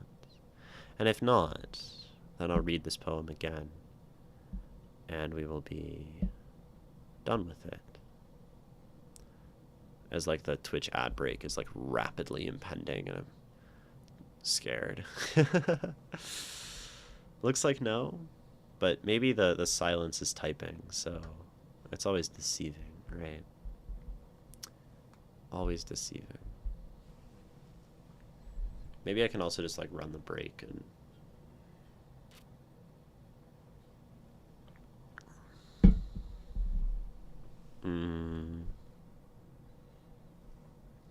silence.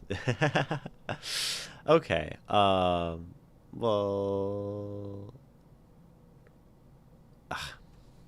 the ad break's happening too soon.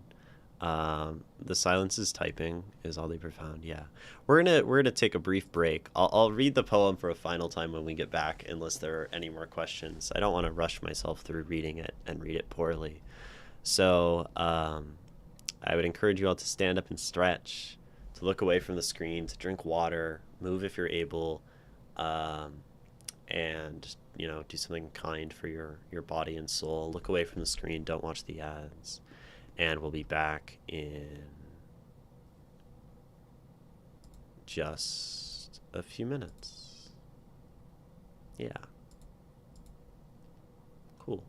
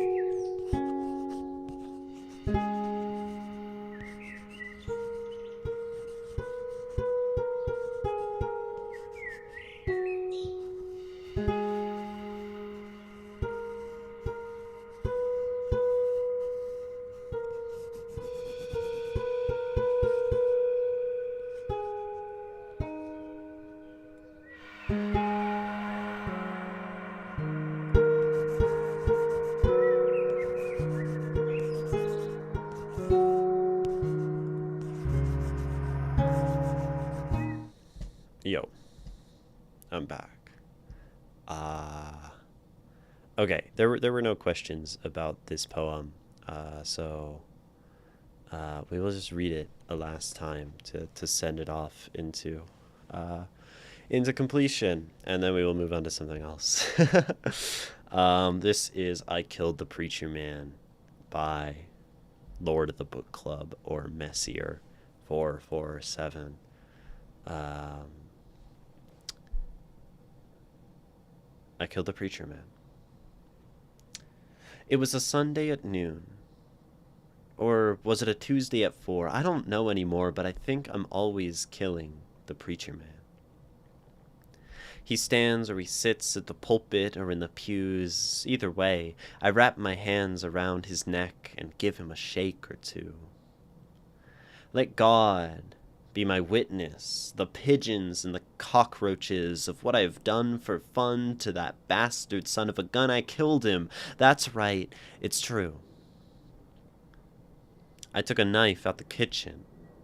Or maybe a heavy pot. Preacher man was preachin' on the mountaintop, swung hard from below, took out his knees to and fro. He toppled, wished I pushed him off the steeple, so I whacked. Then I whacked. And I whacked. He's dead now. I checked, had to break his neck, silver bullet to the head. I killed him. He's dead. Made sure to stake him in the chest. Motherfucker won't rise again on the third day, yet still I find he's here to stay. In my house and home, a roaming ghost, you know, a priest or exorcist, maybe? I used to know a preacher man. That he was. A creature of habit, he deserved it, and maybe I did too. Little treat? Want some? Do you? Do you know a preacher man who deserves to be shot? Preached upon a pulpit about how you ought not, or be not, or want not, or send him through the back door. I'll be waiting with an AK or a 45, but this time maybe you will do the saving. Blame it on me if you want. That's right. I did the deed and deserved my due. It was I who killed the preacher man both 1 or the 2,000,000 times he died, 'cause I kill him every day. I kill the man inside me who preaches every single day that I'm a sinner and a freak and what I ought not to do, and someday it might be you who reaches for the MK. Just remember, bullets to the brain and a stake to the heart. Play charades with grenades, but don't get caught in a rain of fire or by pitchforks and torches. It'll be Sunday at noon or a Tuesday at 4 in the church we don't go to anymore. But we're there for a purpose, a greater calling, you see, because the preacher man deserves killing. Either by you or by me. I Killed the Preacher Man by Messier 447. Thank you so much for submitting that and allowing us to discuss it for the last hour and change, hour and a half maybe. Really wonderful poem. And thank you so much for sharing, for submitting, for having the courage to place your art up in front of many people. And thank you, everyone, for your thoughts on this poem as we read it. Nikki, Reclusi, lots of good comments and ideas. Callie. Yeah, thank you. A lovely work. Callie, you say... yay, thank you so much for giving it a read. You are very welcome. Callie, you say, there was also the earning money through poetry that made me feel like it ruined the spirit of it. So I decided not to join any more contests. I bought pizza with my money and decided to not participate in the next contest. Yeah, I think that's reasonable, right? The idea of something becoming competitive and something becoming like serious in that way can be very damaging to it as an art and as a pursuit. So I don't blame you in the slightest. And I think it is a really important decision, right? When we do come to the idea of like, I'm gonna submit my poetry somewhere, I'm gonna apply for things, I'm gonna, do this contest. It's like, it's more than just a decision of like, do I think my poetry is good enough, or do I want to spend the money for the application fee, right? It's a question of, do I want to, do I want this change of tone, you know, for my writing, for my art, for my pursuit. Ishmael, you say, if I were to share a translation, can I share anyone? Yeah, I mean, yeah. Whatever you want. Hassan, you say, love the breakdown, deeply enjoyed it. I'm glad you enjoyed it. I enjoy these too. Yeah, so I have submitted my poetry to magazines, journals, contests. I've been rejected a whole lot, right? I've been I've been rejected from pretty much everything I've submitted to.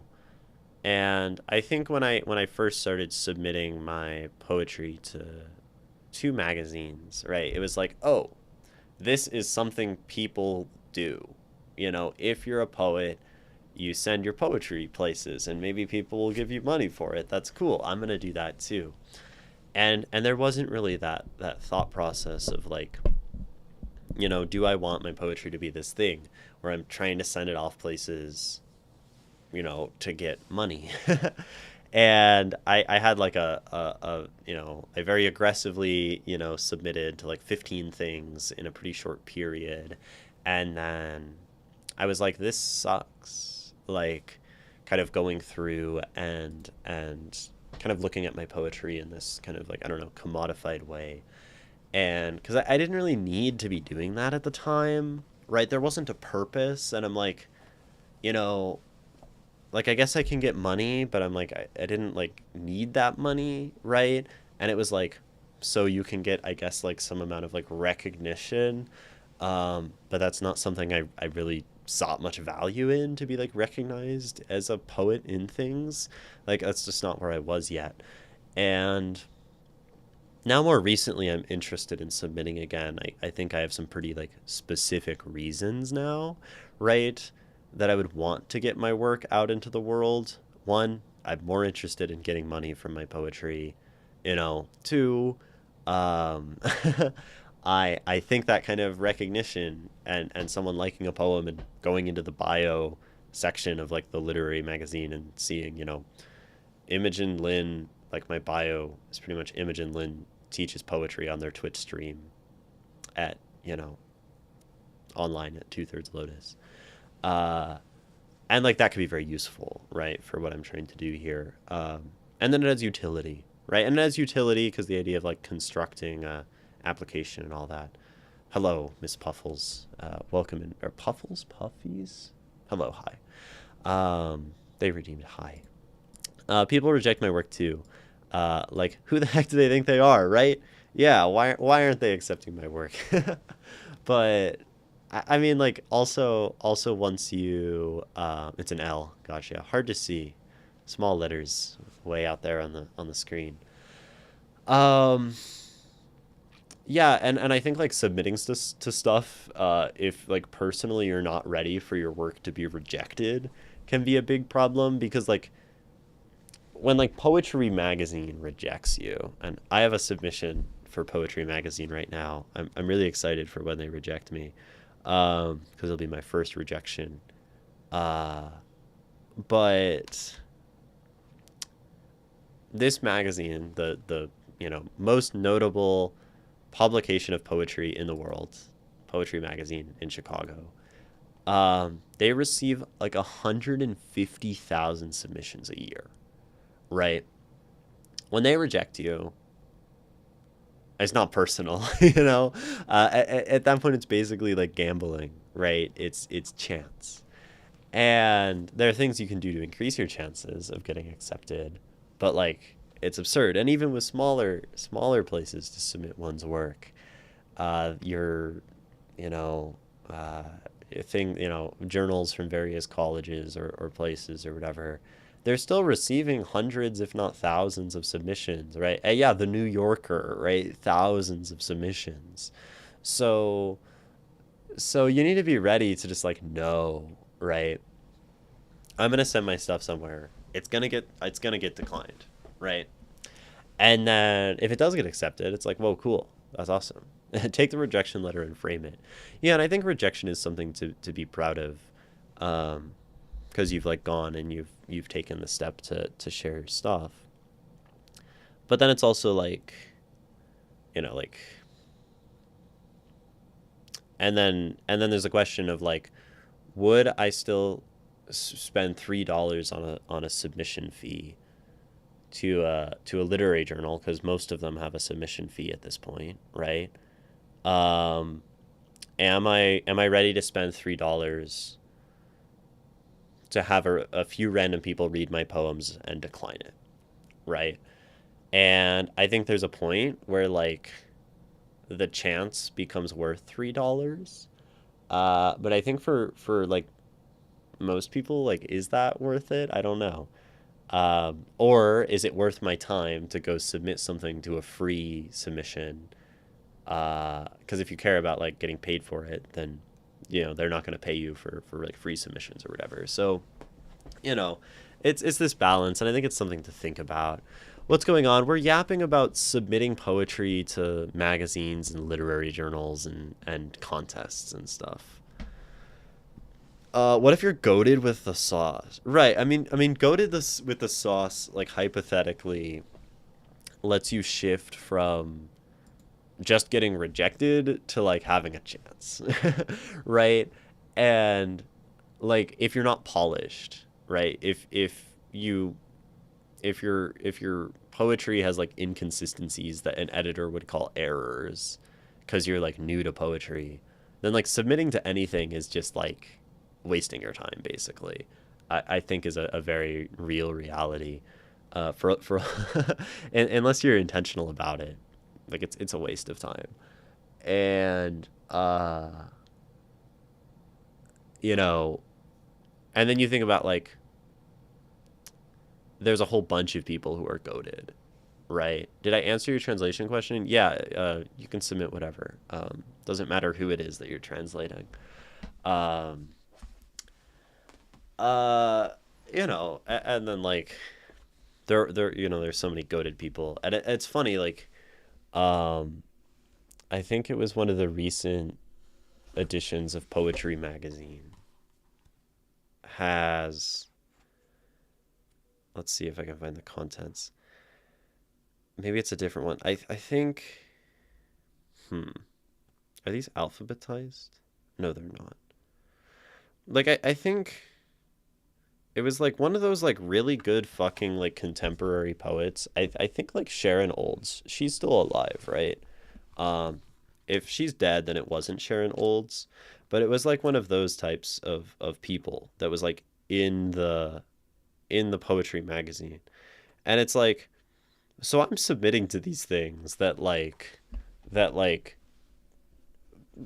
are people who are actually goaded with the sauce at poetry, like getting accepted into these magazines, and like really that's the sort of like competition you're placing yourself against. And I don't think that's a reason to like entirely like not submit, or to, yeah, Sharon Olds is in like the March edition of this year's poetry magazine. um so it's like genuinely like so many people are submitting, and like I submitted to a magazine called Agni, right? Agni is Boston University's poetry magazine, and I was on like a bio of like this guy that I'm reading his poetry book, who's like the professor at Stanford, right? WSD Piero. And it was like he was like published in Agni like last year, you know, which means like those are the people you're submitting against. So I think a reality check is useful sometimes for these kinds of things, but it can also be fun to submit, so that's reasonable as well. Leave magazines, put poetry in research papers, right? Yeah, that'd be great. Um, I got 2 or 3 different things I want to write, but I haven't started on them. So it goes. Just start writing, you know? How the heck did Highlights reject this banger? I had a cat, his name was Tom. He used to think I was his mom. He followed me to the fish store. I gave him a piece. He begged for more. I gave him some, and away he run. Never did I see that cat again. Ah, that's a banger. Um, yeah, they should have accepted that. You should have got like a Pulitzer for that one. Um, High key though, McCavity the Mystery Cat is one of my favorite poems ever. I love that poem, and that is a goofy poem about a cat. So, and anything is valid subject matter, right? The poet was 4. That's so sick that you're submitting poetry when you were 4. Any advice on how to write a sensitive topic without coming off too aggressive if said topic makes you kind of mad? Um, any advice on how to write a sensitive topic without coming off too aggressive if said topic makes you kind of mad? So, I'll throw a question back at you, Ms. Puffles. Um, is if you're mad, well, maybe, yeah, so it makes you mad. And I will say it is okay to come off as aggressive, right? If it makes you mad, there could be a very real catharsis and a very real power in writing an angry, aggressive fucking poem, right? That is something that poetry absolutely can do. Now, I think there is some artistry, perhaps. It makes me pissed. Yeah, then I mean, then there's good reason to write a pissed off poem. Uh, that being said, right? Um, maybe you don't want to write an aggressive poem, and that's fair as well, right? And then the question is like, so how do you take this big anger and shape it into more blog than poem? I see. Um, then how do you shape it into something that's less big and less angry? That's a good question. And maybe like one way like whenever we're doing like emotional things, right? If we take something very emotional and we kind of break it down analytically and intellectually, right? It's harder to be angry, right? Because then you're being very like pointed and analytic, and maybe you channel your rage into making sure you say this thing very well and very concisely and very whatever. That's one way. Channel the rage, right? Um, I want to do it in this way, so I'm going to use that rage as a bunch of energy to push me to do it in this certain way that isn't necessarily angry. You could also like spin it from a different perspective. Like if you had a way to write whatever this thing is, kind of not from a first person perspective, and somehow like take the perspective and place it outside of yourself. Write this blog, you know, from the perspective of something or someone else. Make a story of it, right? If you detach it from your immediate like I am talking about this thing that pisses me off, then it's going to be harder for it to be like as angry, maybe. So that could be advice. You could use a metaphor, right? Metaphors kind of take something and shift it onto a more abstract level. All options. Or just be mad. Is it bad inherently to make a pissed off blog post? No, no. All emotions are useful, valid, real experiences that we have as people. And as artists, right? And I think a blog post is writing, so it's art. As artists, we channel and describe and discuss, the whole of human experience, right? And anger is part of the human experience. Sorrow is part of the human experience. Joy, pleasantries, also part of the human experience, right? Shame, regret, anger. So, to like discount or discard any of these things, I think is doing yourself a disservice. And if you don't get other opportunities to like engage and express your anger, art is one of those great ways to do anger and do it safely. Because to be angry in art doesn't hurt anyone, whereas to be angry in like physical can hurt someone. So it's a safer outlet for those things often. Write it mad, write it aggressive, write it as violently as possible, bleed out upon the page, then write another poem about the same subject, but write it with tears. Ah, yeah. That's one thing, right? You can write multiple versions of the same post. Maybe if you write the fully angry, absolutely pissed off version of the blog post, you don't have to share it with anyone. You don't have to post that one. And then you go back and write the blog again, right? And then maybe like those immediate angry, overwhelming emotions are died down a little bit. And you could even say like these are the parts where I feel like I'm too angry, and write the whole thing again and tone it down. Then you get twice as much practice as a writer. Do you want to know the topic? Sure, yeah. There's a lot of conflating online about being emotional and getting owned by facts and logic. And it's mostly just propaganda nonsense. Yeah, I mean, like, there's a sort of, like, masculinity in those, like, debate spaces about, in your, like, destinies of the world or whatever, where, to be, like, stoic and to not show emotion is somehow like a good thing. And yeah, I really think that is a narrowing of the human experience.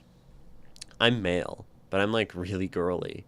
But if I had to label myself girly or femboy, I get shit for not looking like a Stolfo. So too masculine to be girly and too girly to be male, because normal males think I'm too girly. Too girly to be a guy, too guy to be a girl, or to be girly. Yeah. I mean, I've certainly felt these things before as well. Yeah, and that sounds like a very real frustration, right? That there are these like social categories that it seems like you have to fit into, right? You either have to be like all the way feminine boy, cross-dressing femboy, Astolfo, kawaii, or be like a guy, right? Or like be a girl.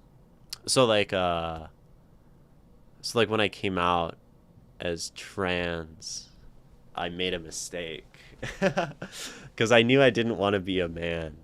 And so I said like I'm a girl now because I thought that was like the only option. And you'd like, well, if I'm not a guy, I'm a girl. And I knew about non-binary people. It just seemed more like liberating to like be a girl. And then I realized like that fucking sucks. Like to just like fall into that other category. So then I like went back to like being non-binary, and that's kind of where I'm at. And like I guess gender fluidity. I'm going back on hormones soon, but like I don't know, kick those social boxes. Other people's perceptions of you can't hurt you. This is actual advice.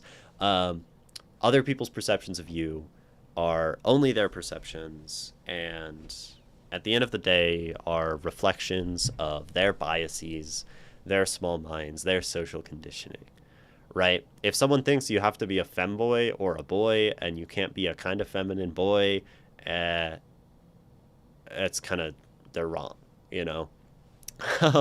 You can be whatever you want, right? And being yourself is like the only thing that really matters in life.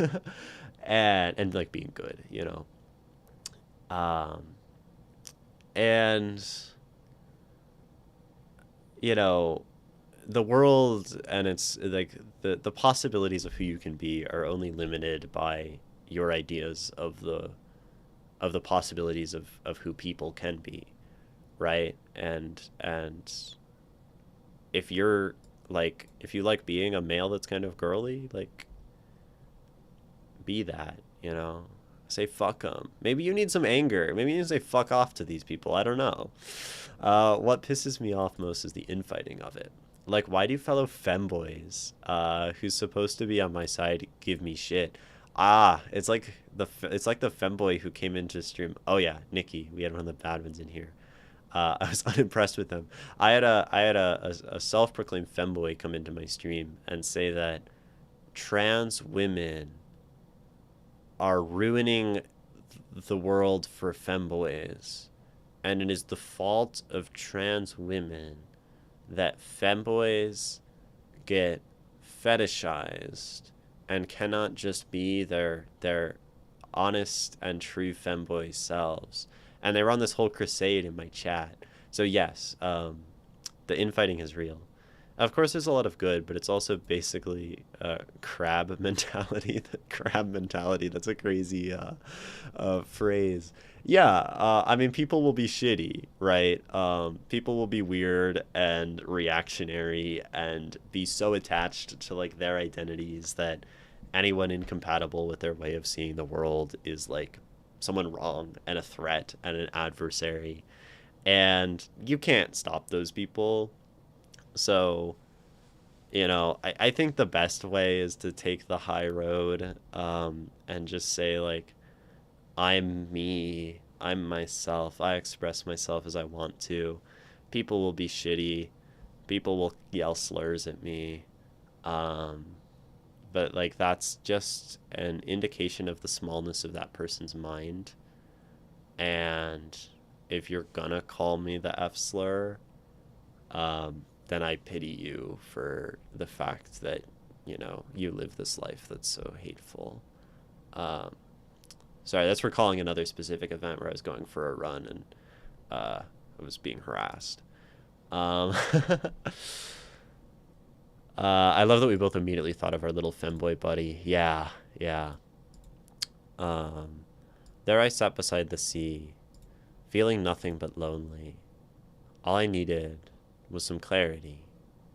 Was it all meant to be? What's the truth? What's the lie? My head spins. Should I just let it all die? I struggle with the self, yet I wish to be a king. When I look in the mirror, all I see is pain. It is neglect.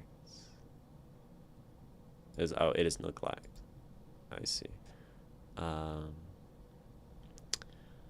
that's pretty. Identity. I like that line. I struggle with the self, yet I want to be a king. That's a cool line, Thunder God Hulk. I think I think wanting is okay, you know. Um, and wanting to be a king is, you know, having some drive and having some desire is good. It's pretty. I like the scene that you set beside the sea, wanting clarity, you know, kind of just pondering. It's interesting. You sort of say I'm beside the sea, and then you just go into the thoughts, right? It's like the sea is that place that allows one to just think. Honestly, it feels like the world is too tense at the moment. I got banned from a Discord server for saying I got brownie mix. Damn. Um, yeah, I mean, um, I really liked this part of Plato's Republic. Um, that I read recently. And he's talking about freedom and democracy. And that in a democracy where everyone exalts being free, then when freedom is exalted in a society, then everyone kind of latches on to this desire to be as free to do whatever they want, as much as they want. And then it sort of, the society then kind of like has to justify everyone's freedom to do anything they want to. And then it devolves into fascism. I didn't explain that well. Go read Plato's Republic. But it almost, there was a part of it that felt like cancel culture, this doing certain things and like forcing the world to be a certain way so that everyone can be free, and it ending up making everyone like less able to function. Very interesting. I think the land of the free is a problematic idea, in an ideal sense. It doesn't bother me. I find it funny. But be me and just be naive and joyful. Yeah, that's good. Naive and joyful. You shouldn't have to overthink everything to the point you can't mention it in baked goods. Right. Yeah. Yeah. I feel like true freedom is possible only when one rejects the wishes of what society expects of them.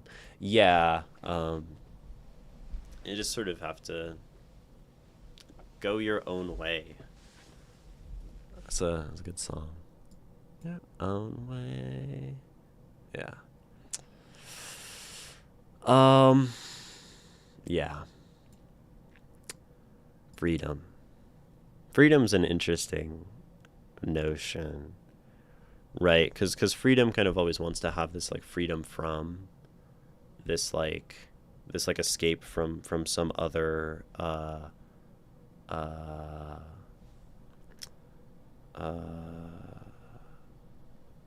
like threat. I don't know. I guess you can think of it kind of Buddhist like if you're always looking to be free from suffering, then you're like still attached to suffering, and so you're not really free of that thing, and by latching onto freedom you make yourself less free. Not that I totally dig Buddhism anymore, but that's a helpful thought. I get it in retrospect how it can be seen as weird and inappropriate. Sure, yeah. But also if you ban someone from your server, I mean, right, like context is a thing for sure. Yeah, I don't know. Write your angry blog posts. I really liked Messier's suggestion of write the angry blog post, and then you'll have written it really angry. And then if you go and write it again, you're going to have to write it differently so it's interesting for you. And then you'll write it with some other emotion, and then you'll get to see which one you like more.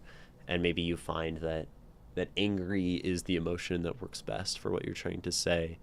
I think that's always important as an artist. That's what I like to think about. What is the tone? What is the setting? What is the emotion that does the best job of supporting the thing I'm trying to say, the idea that I'm trying to get across to my, to myself or to my reader, or just into the art itself, So that. Even if I don't post it, it's probably therapeutic. Exactly. Yeah. Freedom is mostly related to rebel nature, but I don't see how. Like a prisoner wanting freedom. But what about a person wanting freedom from destiny? Destiny's interesting. From like one's fate, from one's state, from one's yeah, and maybe like freedom is this idea of kind of unfolding into something new. Like maybe this idea of freedom is sort of necessary in the mind to allow us to conceive of change. If we didn't have a notion of freedom, then would we really be able to like consciously change ourselves, right? Because we can look at the things about ourselves and say like this thing inhibits me. And then freedom is the mechanism that allows us to take something that inhibits us and like hope, right? Freedom is almost this vestigial part of hope, where we can hope for something better. And so it is like freedom the notion of freedom that is what we hope for or something when we're looking at something that shackles us. And then it's just this part of self. I look at some action that I take or some state that I'm in, and then whatever that may be, good or bad, and I can crave freedom from that thing um, by hoping for something better. Destiny. I like that word there. Sometimes you need to feel the emotions you want to feel first, process them, and then you can reflect on the same situation in a different emotional position. Yes, that's so wise. That's like great writing advice. I feel like I should do that sometime with poetry. Destiny is that bitch who hangs out with clarity in the darkest pits of the void. It sounds like you're constructing like a Blakean mythology here, Nikki. I really enjoy that. These capital letter notions of like parts of the mind. The concept of free will is interesting too. I used to be interested in it. I no longer am. Once I realized that I have to accept free will, because if you don't accept free will, your life sucks. Um, and I was trying for a long time to do away with free will, and it made life worse for me. And I think to deny free will is incompatible with moral frameworks. To deny free will is incompatible with living life as a person. To deny self is to not deny yourself everything beautiful. Um, and so free will is a starting point, and uh, I've questioned enough that I don't think I can question it anymore. I have a kind of uh, nihilistic but positive view on freedom when it comes to freedom and destiny. How? Not accepting free will has literally no ruling over your life. Um, I mean, if you, I mean, yes, like in like a mechanical way, you're still a person in a body, but like from a moral framework, if you like, I think of like the denial of free will, um, in the capacity of, I guess, like a rejection or um, a trying to escape from free will. Um, I guess I used to frame it in a Buddhist perspective where one is looking to detach from will and action. Um, but no, free will and the idea that like so free will is being a self, is being something that can act, right? And if you deny free will, you deny the fact that like you have like choice and action. Um, and choice is like the, from my understanding, the groundwork of moral frameworks. And if you deny choice, you deny yourself the opportunity for morality. There is no way you can act upon a certain ideal coming from a rejection or acceptance of free will. No way you can act upon a certain free. I see free will as your willpower, um, not fate or destiny. Right. It's like so if you are trying to frame the world through a lack of free will, then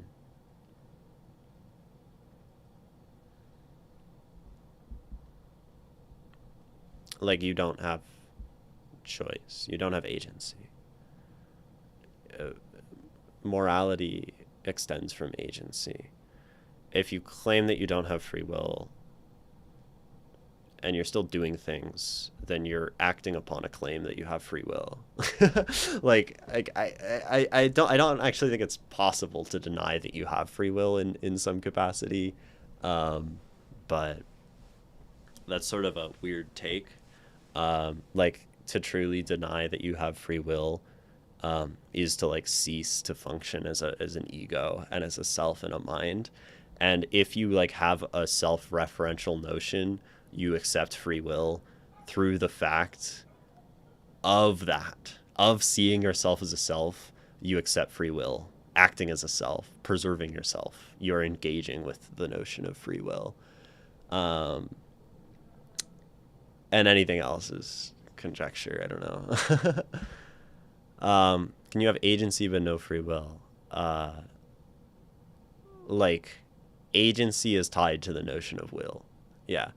And I guess we can say like we are causal, right? Um, and I think we can accept that as like bodies, we are like subject to physics. And maybe we're a bunch of causal unfolding into the universe until we die. And then we're continually causally unfolding. Um, but even then, free will is a construct of the mind, right? And will is something that emerges from our causal situation. Will emerges from the mind that we have been bestowed by fate, if you want to say. And free will is like the requisite thing that allows us to be conscious and to be functioning creatures. So, yeah. I mean, some people that say they don't have free will use it as a way to dismiss shitty behavior. Yeah, because will and free will and agency is the foundation of moral frameworks. Like, free will is literally so meta of a concept that you cannot extend practical conclusion from it. I disagree. Um, I think it has implications. Um, your actual thoughts on it.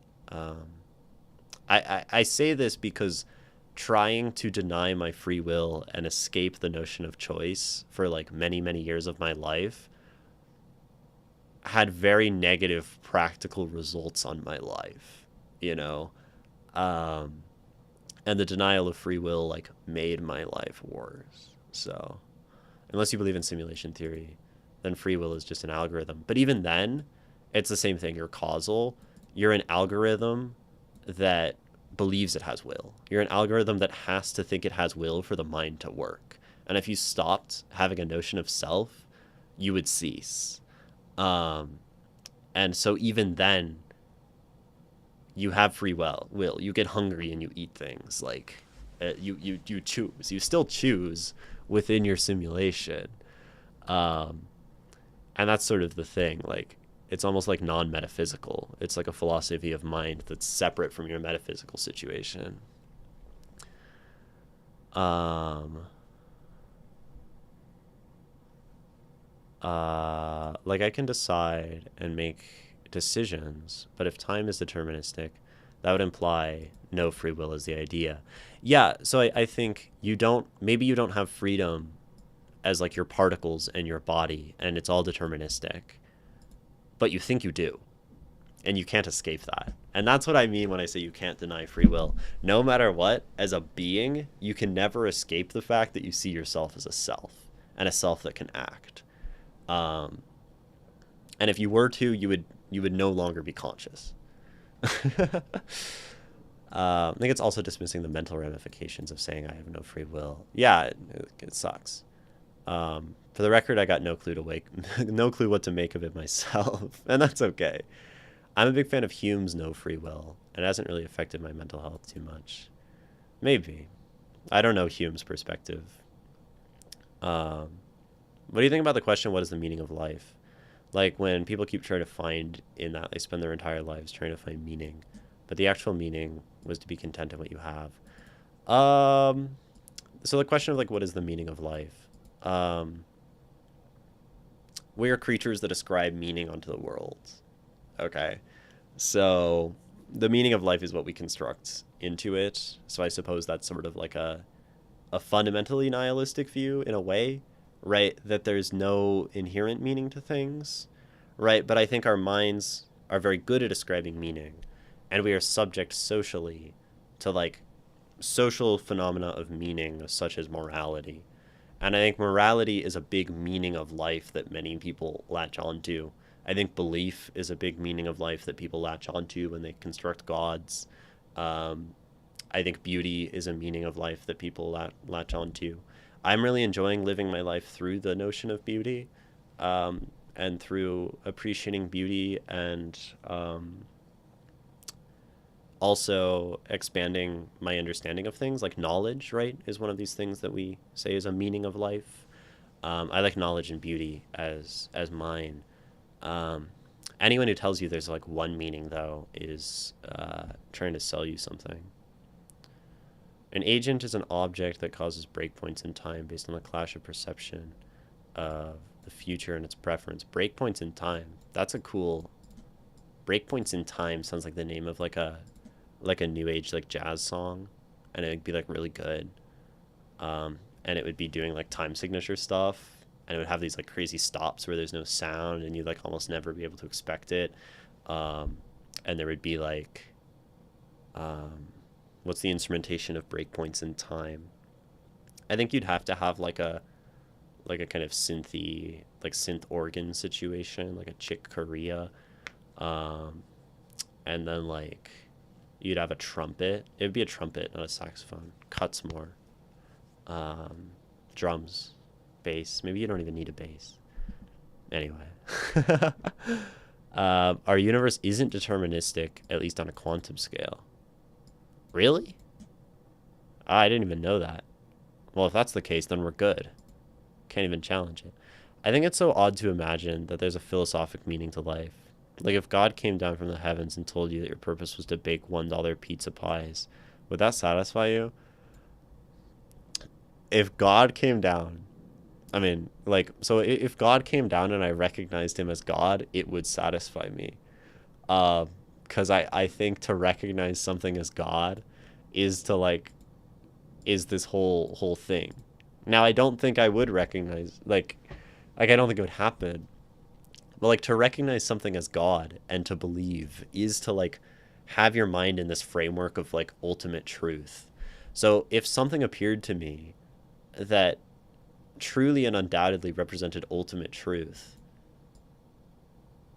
like my mind would probably convert to the baking of $1 pizza pies. I could make pizzas for my whole life. That'd be great. I love making pizza. How to make them for $1 though? You'd have to use pretty cheap ingredients. One of my favorite X-Men is Warlock, who is an AI alien who is learning about free will. He calls himself Self. Oh, that's cool. Sounds interesting. When it comes to morality, I think that in grand scheme of stuff, nothing really matters.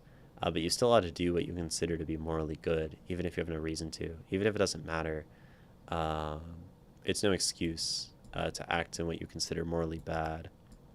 Yeah, maybe. I like morality as like once you have a reason to live, and like I want to pursue beauty and knowledge in my life, morality is really easy. You just need a little empathy, and you realize like, fuck, I like things, and liking things and experiencing life well makes my life better.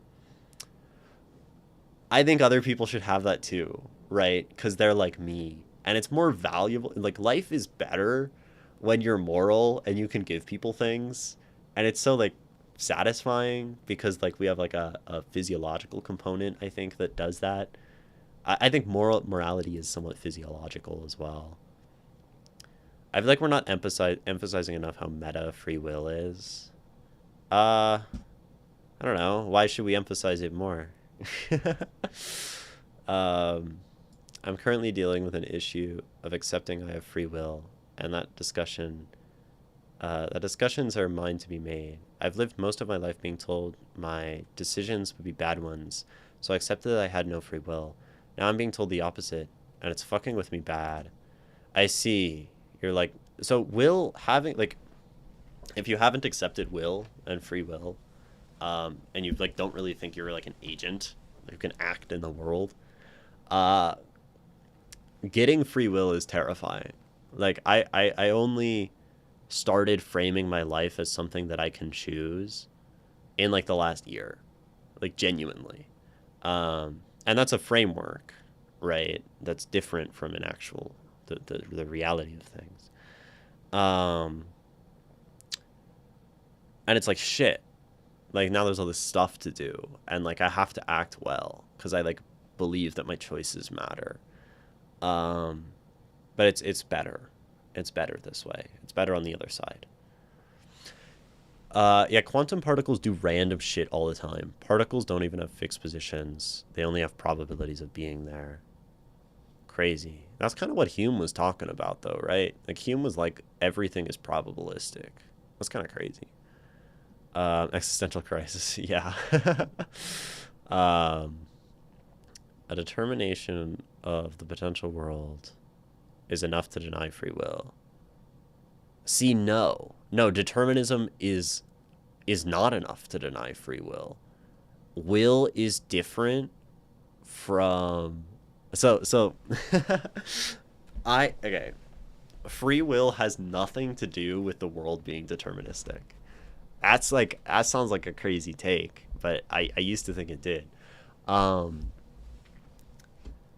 Free will is a construction of the mind. You, as a self, you are a machine. As a human, you're a machine that constructs itself, and that creates its own notion of itself through its perception of the world. And that machine has like a few jobs to like eat and survive. But one of those jobs of that machine is to think that it is real and to think that it has a self. And you can never escape that. You can never escape the fact that your mind thinks you are a person who can do things. Free will is a like biomechanical thing baked into your existence, regardless of whether you scientifically believe that the world is deterministic or probabilistic. Like, you cannot escape it. Like, that's my argument. Like, you can never stop seeing yourself as a self. Um, no matter how hard you try, no matter how much faith you put in a god, no matter how much you meditate and try to detach it away, you're going to get hungry and you're going to eat something, and that will be an act of self-preservation, and it is baked into your physiology. No escape. Ever. Doesn't matter if the world is causal. I accept that I think the world is causal. It seems causal to me that like things bump into each other. Maybe this whole quantum perspective like shakes that up a bit. That's kind of cool. I don't know enough about quantum physics, but no, like, yeah. Um, Bears don't discuss free will. You can just be a bear, but you can't just be a bear. um, I have a take on the meaning of life, but I don't know how to word it. That's so real. That's life. Free will is also considered you having independent thoughts, which are unaffected by outside probabilities.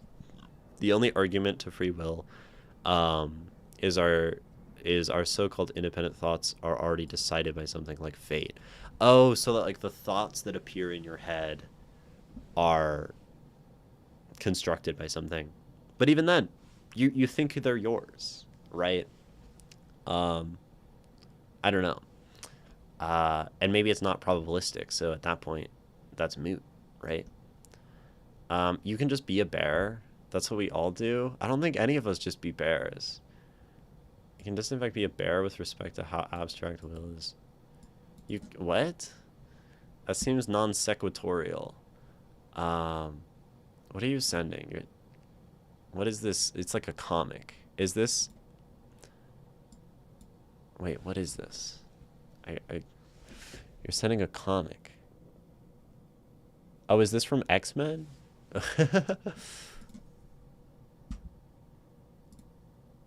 Oh, he's the guy in the background. I see.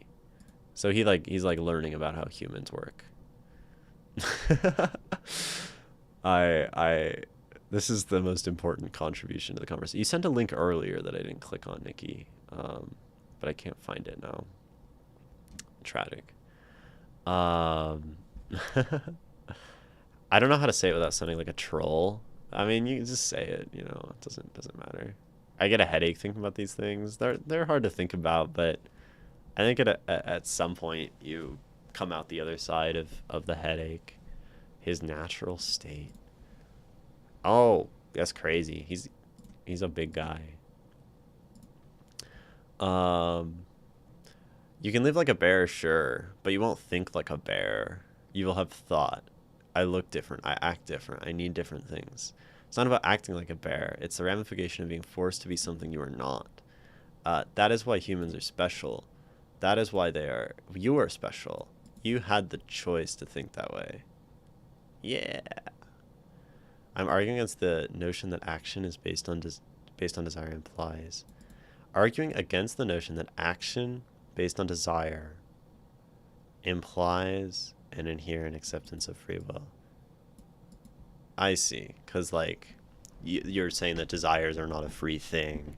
And if your desires aren't free, actions based on desires aren't free.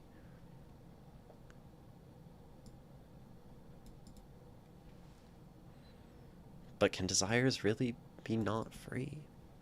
The other link was him being told not to wear a bikini, so he put on giant jorts. That's awesome. I never read or consumed really any X-Men. I've been thinking about 42, and I think it's not just a joke, but it had some deeper meaning. I feel like it was just a joke. I don't know. If you can justify, I think that'd be an interesting literary analysis. You know, whether 42 had some deeper meaning or it was a joke. Um, I haven't read Hitchhiker's Guide to the Galaxy, or I read some of it, but Warlock is just himself. I love him so much. He seems chill. He seems chill like that. I'm saying that's what bears do. Do all bears agree with you on the topic of free will?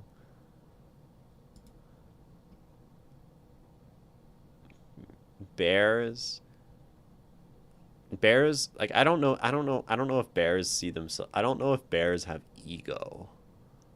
I've like that's like this is an issue. Like the bear is a metaphor or is like like an analogy. Like free will comes from like a self-referential perception. The bear's brain is not big enough to understand free will. Pick a different animal, like a human. Pick a human. Humans are great animals for talking about free will, because humans seem to humans seem to care about free will. Oh, you're talking about actual bears, like hairy gay men. I'm sorry, Ishmael. I wasn't following right. But if we're talking about bears, as in hairy gay men, um, then yeah, I think bears also think about free will, because I'm not gonna like separate bears as like a different subset of humans, because I think we're all humans. I'm fucking with you, Ishmael. Floral Foxes, hello, welcome.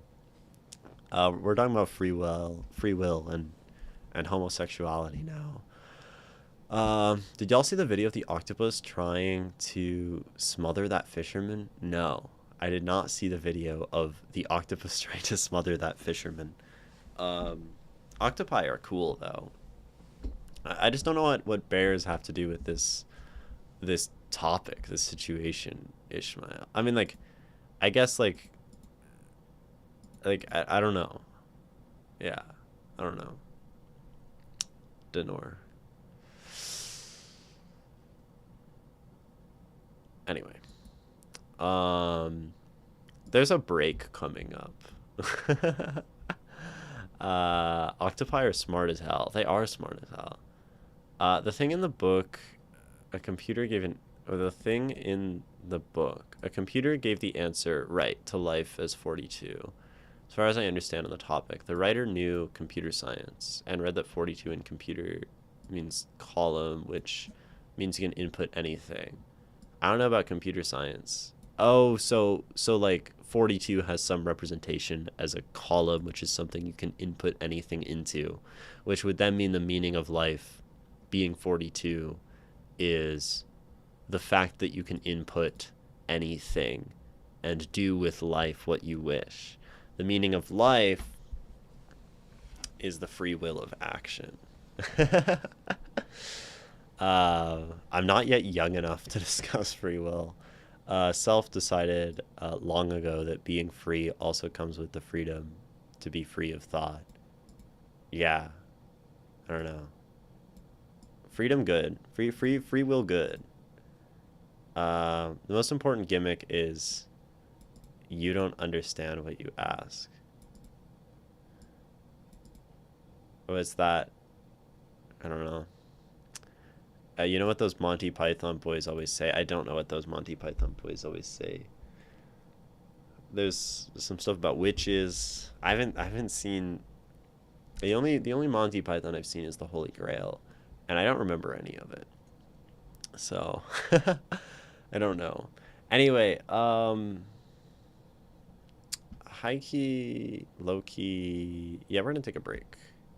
I would encourage you all to stand up, to return to your bodies, to exit your mind, to to stop thinking about nonsensical things like the meaning of life.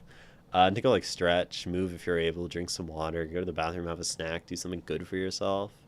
Don't look at the screen, don't watch the ads if you're watching on Twitch, and we will come back in just a few minutes.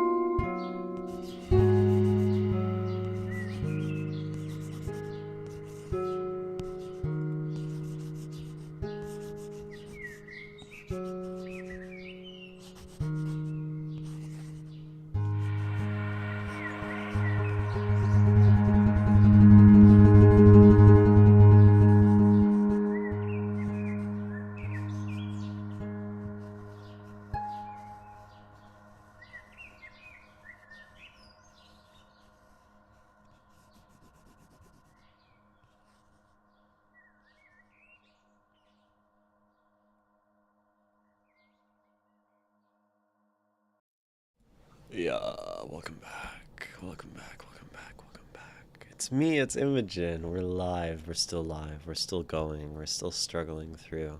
We were talking about free will and the meaning of life. Um, and such. Uh, you had said look on the bright side of life. So it made me think of the quote from Sliding Doors. You know what the Monty Python boys always say. Always look on the bright side of life.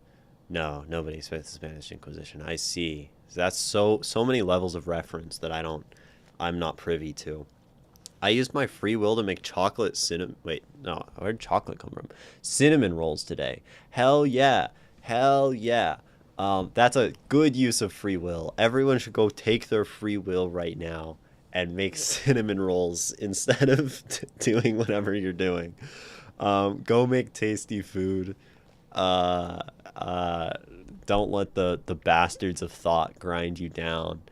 And yeah, and that was the meaning of life, cinnamon rolls. No, so that's the best answer I've heard in this whole chat. That was the meaning, because for that moment, That is what life was. Life was making cinnamon rolls.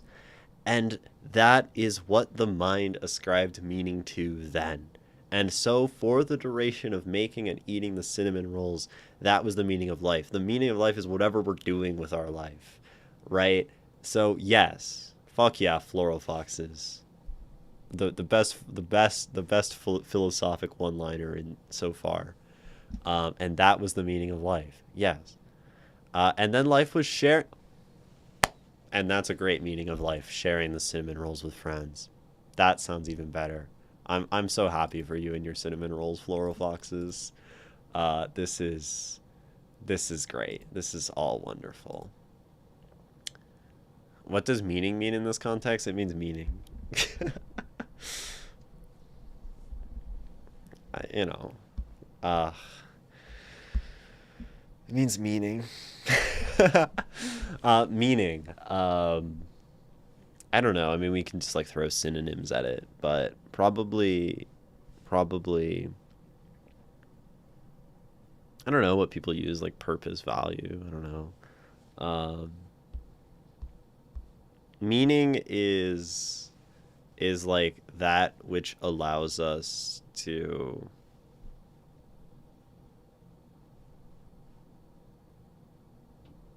I'm gonna be all like circular and like it's meaning that lets us act and it's action that gives us meaning or something. Um,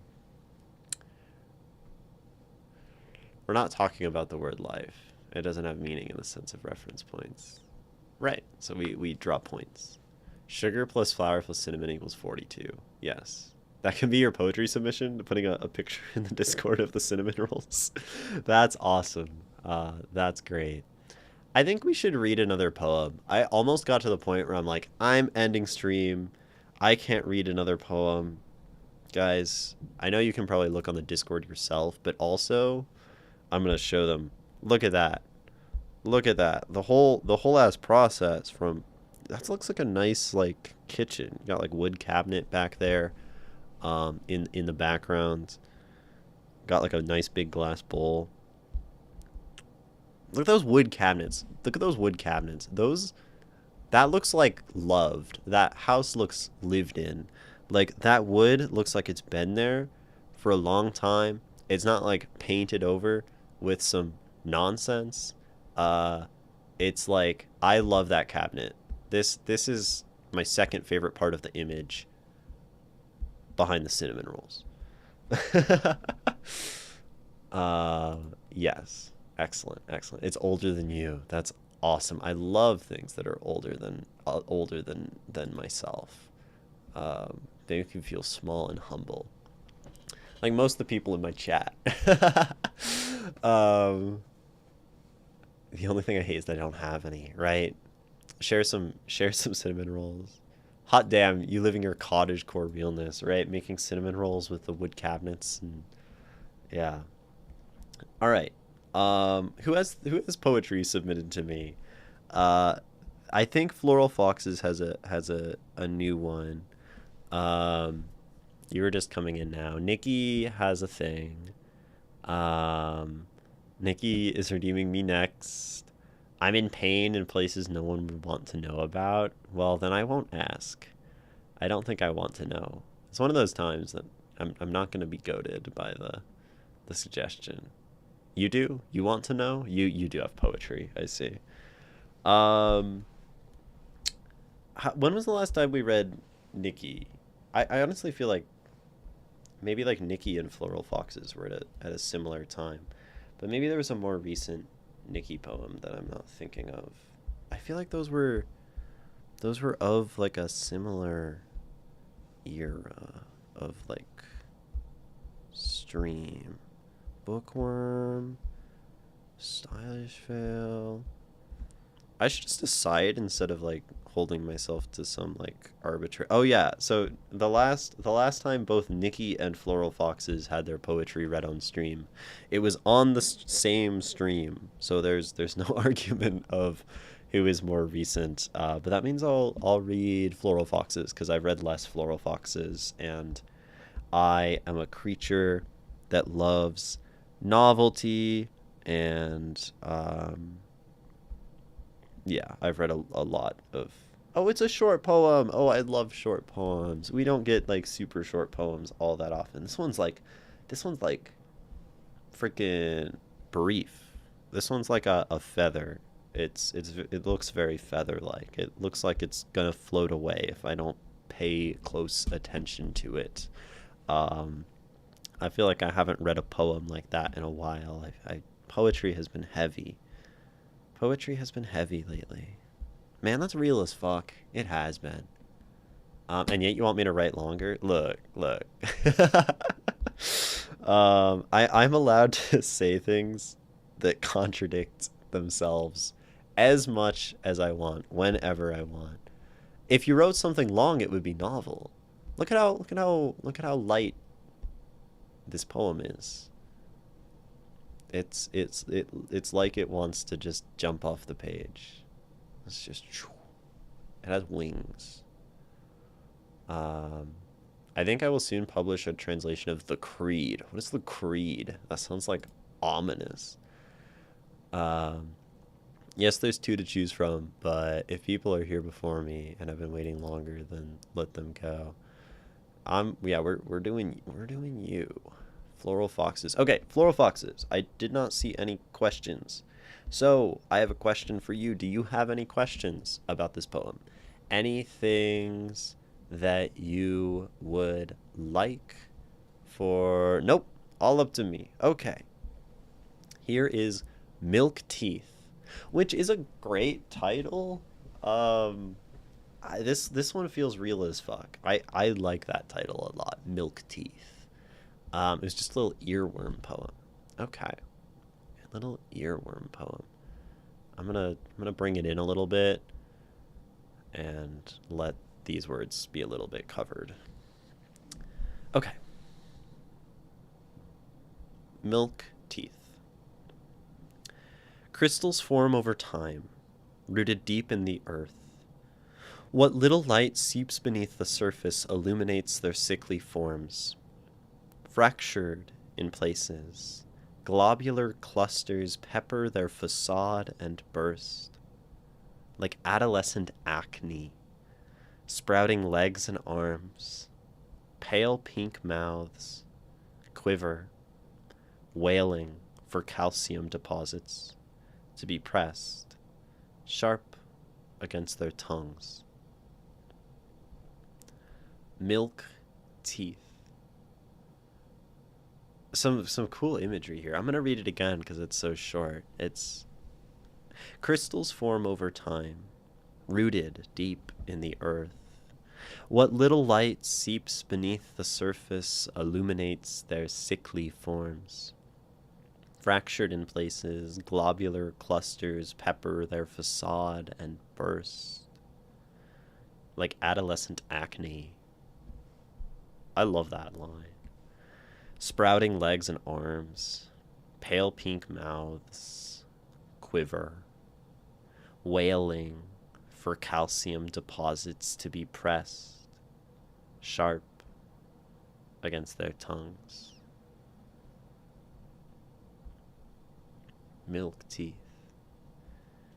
Yeah, right. So we have like like some imagery, right? So we're talking about like crystals and these rocks, right? Made from like calcium deposits, like water dripping down, leaving little bits, right? And with crystals sometimes, right, you get these, like it says, globular clusters, right? You get these rocks that kind of look like these just like blobs of like crystal kind of stuff, like lumpy mounded atop each other. Um, and I think that's what this is. That's probably referring to. That makes sense. Um, but that line, burst like adolescent acne, is so like visceral, right, in a way, and it makes them feel so alive and kind of gross, but they're also beautiful, right? And globular clusters pepper their facade, and you do this thing throughout, right, where you're like connecting it like with your title, right, teeth, but also just like the body and the face in general, right?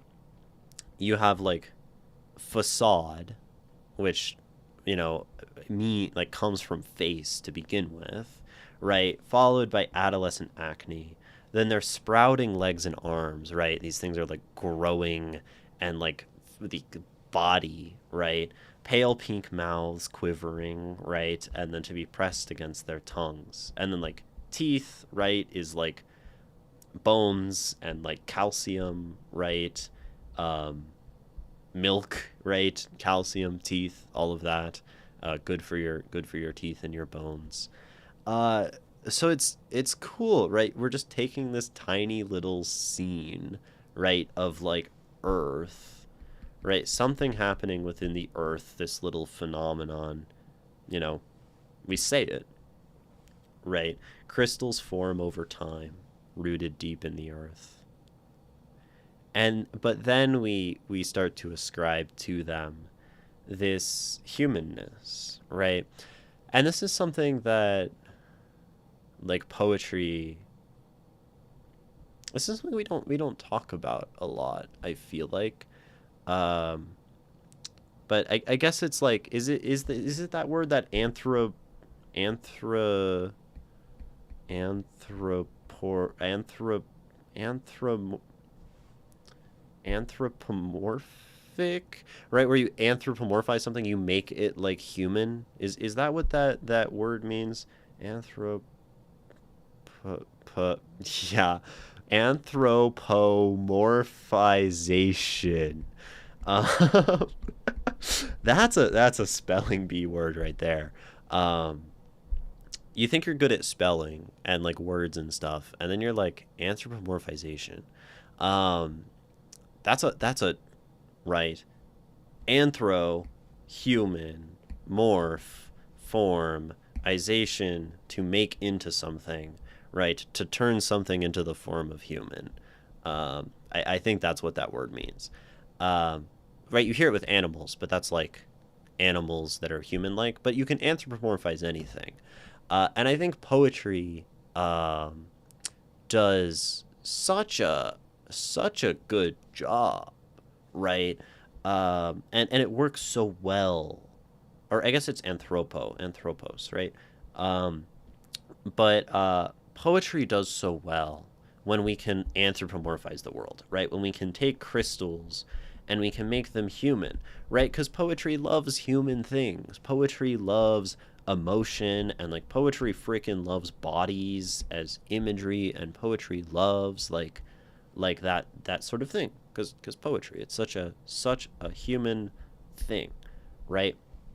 So to just in this very simple way, right? Take a thing in the earth and make it human is, if nothing else, just like a great exercise and a great example of this technique and how it can just make something more beautiful than it was before, right? We could describe them as crystals and earth and, mineral and all these things and process and time. But when we make something human, right, we give it, we bestow upon it a certain amount of life that I think is really beautiful. Something interesting, you say like they're sickly forms, right? What little light seeps beneath the surface. It's almost like in a way we kind of feel like a little bit of pity for these crystals. They're like way down in the earth, sickly, right? They kind of have this like acne, weird sprouting forms. The mouths are pale, they're quivering, right? They're like wanting constantly, right? Wailing for calcium deposits to be pressed sharp against their tongues. And the idea not only of like making these things like a human body, right? But making them, giving them this emotion that, you know, I think it's so cool to be able to see the world in this way, to look at like a rock and this like calcium deposit crystal sciency thing, and say like this thing is wailing, right? This thing is quivering. This thing is like desiring, right? For calcium deposits to be pressed sharp against their tongues. I imagine this is like salty. I think calcium's a salt. So like to be pressed sharp, it would be like kind of salty. Um, but yeah, I just love that as a fact of this poem, that I feel like I've just never had the chance to talk about this on stream in, like, at this point, like, 2 years of talking about poetry. I don't think I've ever talked about just how lovely of a technique it is to anthropomorphize things. Um, and I feel like it's not something I've explored that much in my own poetry, which is maybe part of that. But it works so nicely because it makes us connect to them. It's like, well, if you didn't care about the rocks before, now you can care about the rocks because, like, they wail for their calcium. They crave this thing, and, like, they crave for this thing that literally, like, builds them up and, like, creates their form, right? So you have, like, the dripping water from the ceiling of the cave or whatever, that's, like, slowly allowing them to become body, right? And that's, like, such a different, like, way to think about life. But at the same time, like, people, maybe we think of, like, a baby that's, like, wailing and craving food, and that food is the thing that allows it to grow into something, right? So it's as if these are, like, starving for that thing that will allow them to grow into that, into themselves, uh which is, like, really cool, right? um you have a big message here. This one is about adolescence and slow growing pains. Right. Yeah. Um, right. And we have, right, like, being fractured in places. Um, right. And this idea of, like, slowly piling existence upon oneself, right? If we take this, right, when we anthropomorphize, like, so one step of anthropomorphization is to take the object and turn it into a person, right? But once we turn it into a person or person like, we can reflect back on that and ask, like, how this affects our whole experience, right? And you say, so for you, as you write this, you say metaphor for the growing pains of being a child. And this makes sense, right? Adolescent acne, sprouting legs and arms, to grow. And then maybe even, like, this idea, right? Pale pink mouths quivering, right? Wailing for calcium deposits to be pressed sharp against their tongues. And there's almost like a sort of, like, sexual, like, feel to this in this, like, coming of age, and maybe just the idea of, like, teeth and mouths and tongues and, like, quivering for this touch, right? um and in this like adolescent, right, acne, it's almost like this, like, it's so cool because for humans, right, adolescence happens very fast, right? Like, adolescence comes on, and it's like, now I have all these feelings and these changes and these developments in my body and my mind, and I'm, like, trying to deal with all of them and figure them out. And when you use the stalagmite as a metaphor for person, what ends up is sort of like, you can zoom in and slow down, right, to this specific moment and this specific tone that you're trying to describe, and it almost, like, lets us like, if we think about these stalagmites, right, maybe as, right, you have, like, something dripping from the ceiling from, like, a stalactite. I think this is how this works. And one from the bottom, and it, like, drips down, and they get, like, closer and closer and closer as, like, you build up mineral deposit on both sides, right? And it's almost like this imagery is, like, this incredibly slow, like, kiss almost. And I think of that because of pale pink mouths quiver, wailing for calcium deposits to be pressed sharp against their tongues.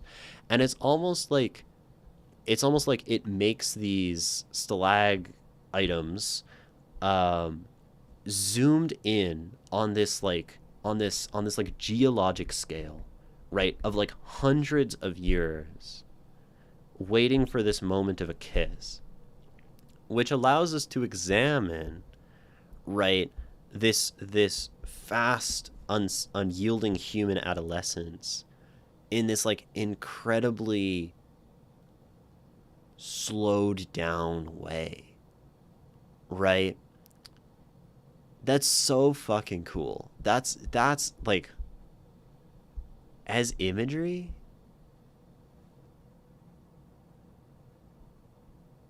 ah, that's just awesome. um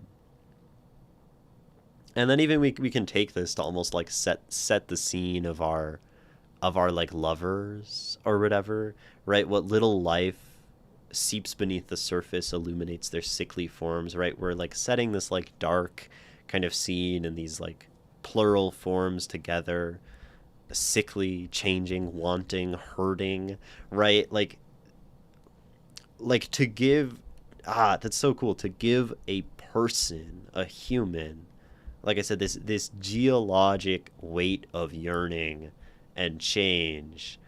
uh wow, that's really really fucking smart. um wow, wow, wow, wow. Oh, I love this. um okay, now I'll read the rest of your comment, maybe. I'm like, oh, you're starting to explain. I want to like look at this for myself. Um, okay.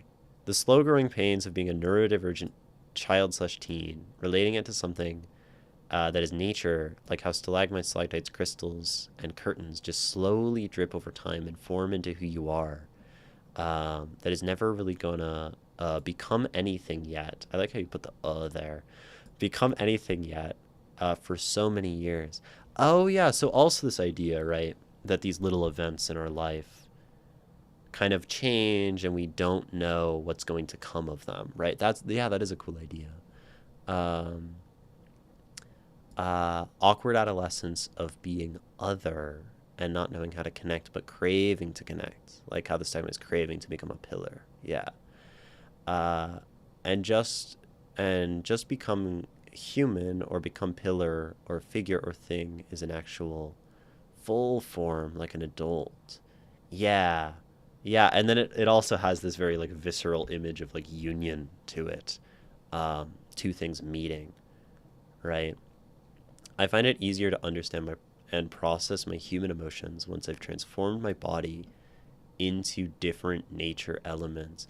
That's so cool, right? You like become, right, in this poem, earth, and in so like earth becomes human, right? And it both builds maybe like a literal closer connection with this thing, right, while also helping you understand yourself. That's really cool. It's easier to look at something non-human and describe its process without shame or any of that feeling, as it's just a natural process of becoming, and every stage is natural and strange. It's also quite maternal in an animalistic way, like baby birds being fed. Yeah, right. Having this food coming from above, dripping down. Also had tonsillitis a lot as a kid. There you go. Um, yeah, yeah. Um, there is something so. I mean, like the cool thing about like poetry, right? There's nothing inherently maternal or sexual or adolescent about stalactites, stalactites dripping down to stalagmites, right? But like poetry allows us, art allows us to connect this image and make meaning of this image into, um, something more. So tonsil stones were the sickly forms. I see. That makes sense. Um, yeah, but then there's so many ways to read this poem, right? The yearning for connection, the yearning to grow older or become full, right? Even the yearning to become like better and not sick, right? The yearning for like a deep kind of yearning romantic connection of adolescence. Um, Wait, I just joined, but are stalactites not inherently sexual? There you go. Plus the shape.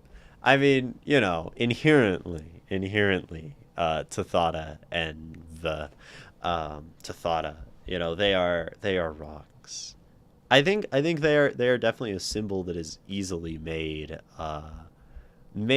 sexual and made like the body. And I think this poem does such a good job of making them about human growth, human yearning, human, development, all kind of things. I want to read this poem again. Uh, I will take a pic of a drawing I did that kind of fits the theme of this poem. Oh, that's so cool. Um, Milk teeth. I'm gonna read it again. Crystals form over time, rooted deep in the earth.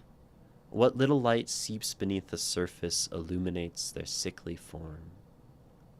Fractured in places, globular clusters pepper their facade and burst, like adolescent acne, sprouting legs and arms, pale pink mouths, quiver, wailing for calcium deposits to be pressed, sharp, against their tongues.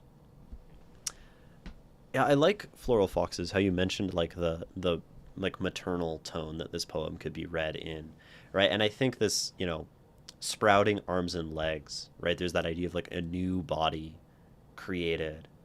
Adolescent acne less so, but like wailing, right, for calcium deposits to be pressed against their tongues, right? And then like even right, milk teeth, right? Milk, mother's milk, right? I think there's a reading of this that is that, right? Um, that sort of child or infant and motherly kind of growth. Adolescent acne doesn't totally connect with that reading so much, but it is kind of there. Most of my art is very like texture slash cold, hard, sharp crystals, etc., and rocks, and then also like salt, honey, milk, soft, fatty materials. Yeah, your other poem, right? It was like ocean and bone and salt and like fossilization. These are great imagery, especially like you say when you place it against salt, honey, milk, soft things, right? You're placing something. You get the full range of texture in that way when you get like hard and gritty, right? But you're placing it in the same poem against like smooth, smooth, liquid, soft, whatever, right? And that's really excellent. Um, you put a picture. You put a picture in the art gallery. Whoa. Oh, that's cool. It's like that's sorry for the camera angle. You're good. Um, they're like rocks.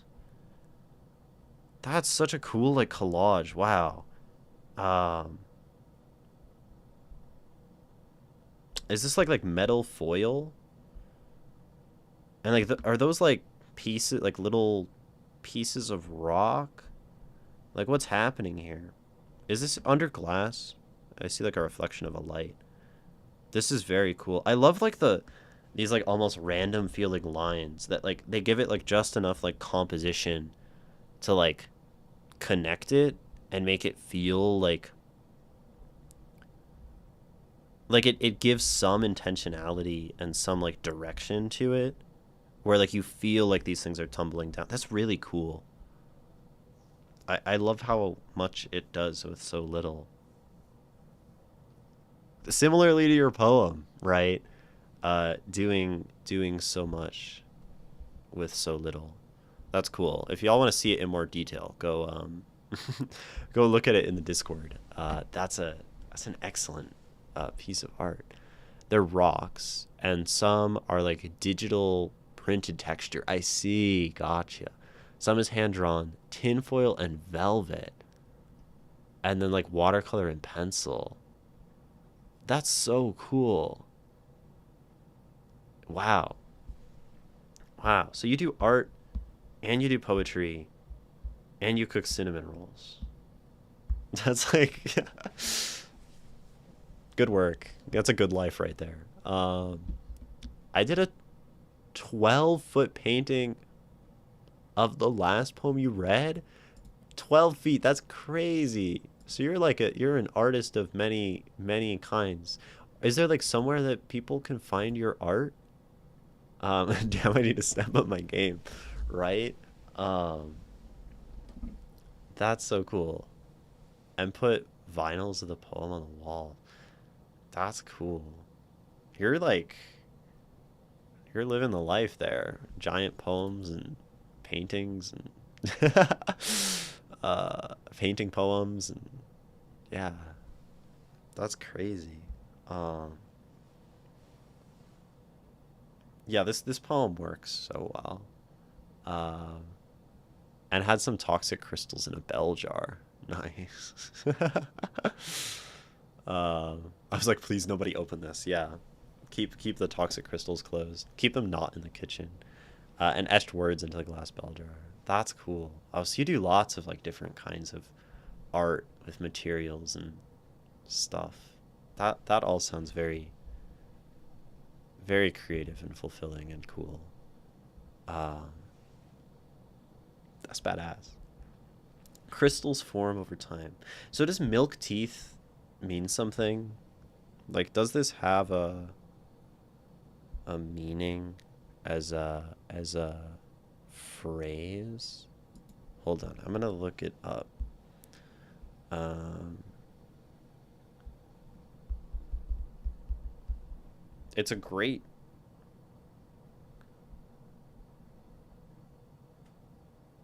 Is it like a baby thing? Understand gaps in milk teeth. Deciduous teeth. Okay. Okay. Hold on. Wikipedia page. Oh, so baby teeth. Milk teeth. There's also a band called Milk Teeth. Primary teeth, also called milk teeth or temporary teeth, are first set of teeth grown um, for like drinking milk. Okay. That's a perfect title for this poem. Yeah, I see. Teething. Gotcha. Wow. That's a great. Yeah, perfect. uh, it just kind of felt like it fit. Yeah, it fits really well. But yeah, art became too demanding, so now I use anything as art, including poetry and baking. It sounds like it. I love the idea of just using anything as art. I've been doing a lot of poetry on unconventional things and in places, um, and yeah, I think any just putting art on everything is a lovely way to live, or making art of anything. Ah, man, like this is why short poems can be so great, right? Like this just does so much with so little, just presenting one little scene, right? And it can point to all these things. And then even like the word rooted, that's like a teeth word. Crystals form over time, rooted deep in the earth. What little light seeps beneath the surface illuminates their sickly forms, fractured in places, globular and like fractured, right, as connecting to like bone and body. Globular clusters. Is a great sound, right? Globular clusters pepper their facade and burst.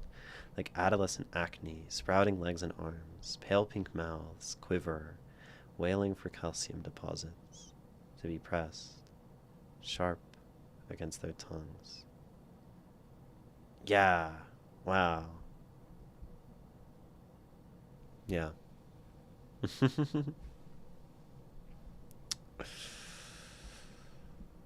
uh, I put some other pics, including the 12-foot one. They're all just very the same mythology slash world of my body. Okay, we'll look at more of your art. Whoa. Whoa. Guys, go to the Discord. These are cool. I'm in love with your work, this person says. These are...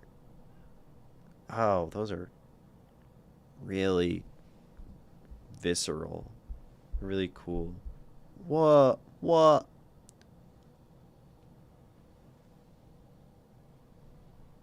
That's like... Wow. Wow, that's so cool. I love that. I would put this on my wall. And here's your bell jar. Oh, dude.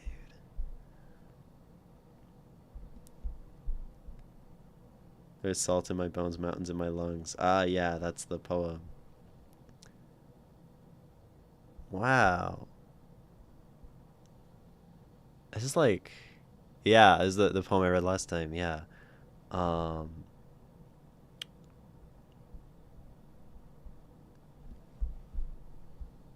Look at that. That's so. Is this the 12-foot work? Which one's the 12-foot? Like that one. This one seems the most singular work of art. That was the 12-foot tall. Dude, wow.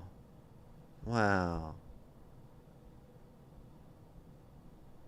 If I had thousands of dollars of disposable income, I would like throw money at you until you gave me the poem, but I or the painting, but I don't. That's so freaking gorgeous. I love like soft like watercolor and like so like abstract-ish. I don't ah so good. So good. That's crazy. Took you a week? It only took you a week? That's crazy. That's like beautiful. Do you have like prints? Do you have prints? Like, it's so gorgeous. Um, I'm just into weird, visceral, bodily, gritty textures. Yeah, yeah.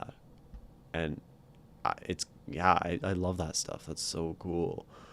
Um, uh, it needed scaffolding to go up. That's crazy. Wow.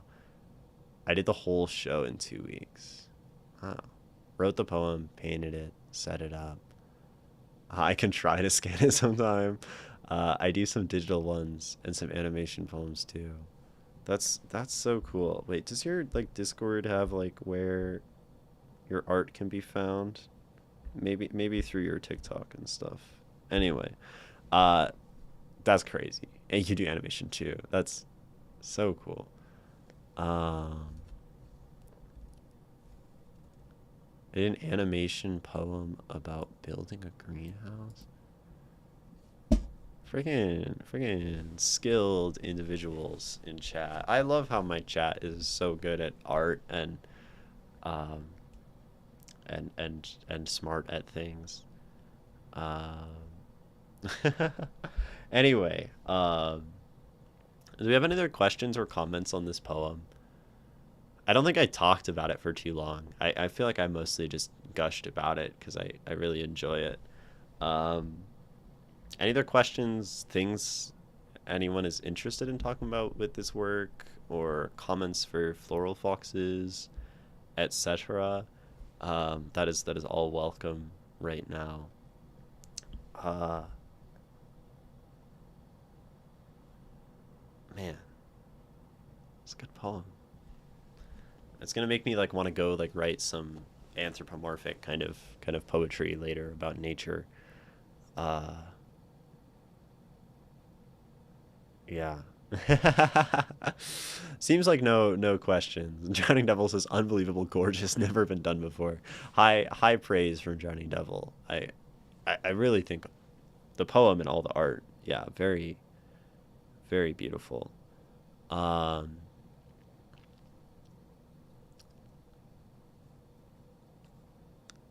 yeah.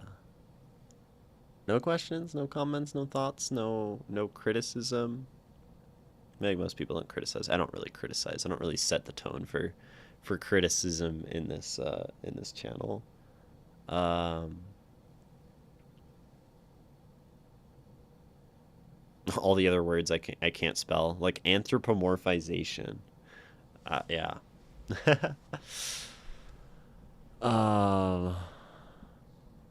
Okay, then this is Milk Teeth by Floral Foxes.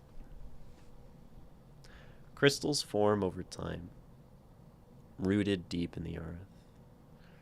What little light seeps beneath the surface illuminates their sickly forms. Fractured in places, globular clusters pepper their facade and burst, like adolescent acne, sprouting legs and arms, pale pink mouths, quiver, wailing for calcium deposits to be pressed sharp against their tongues.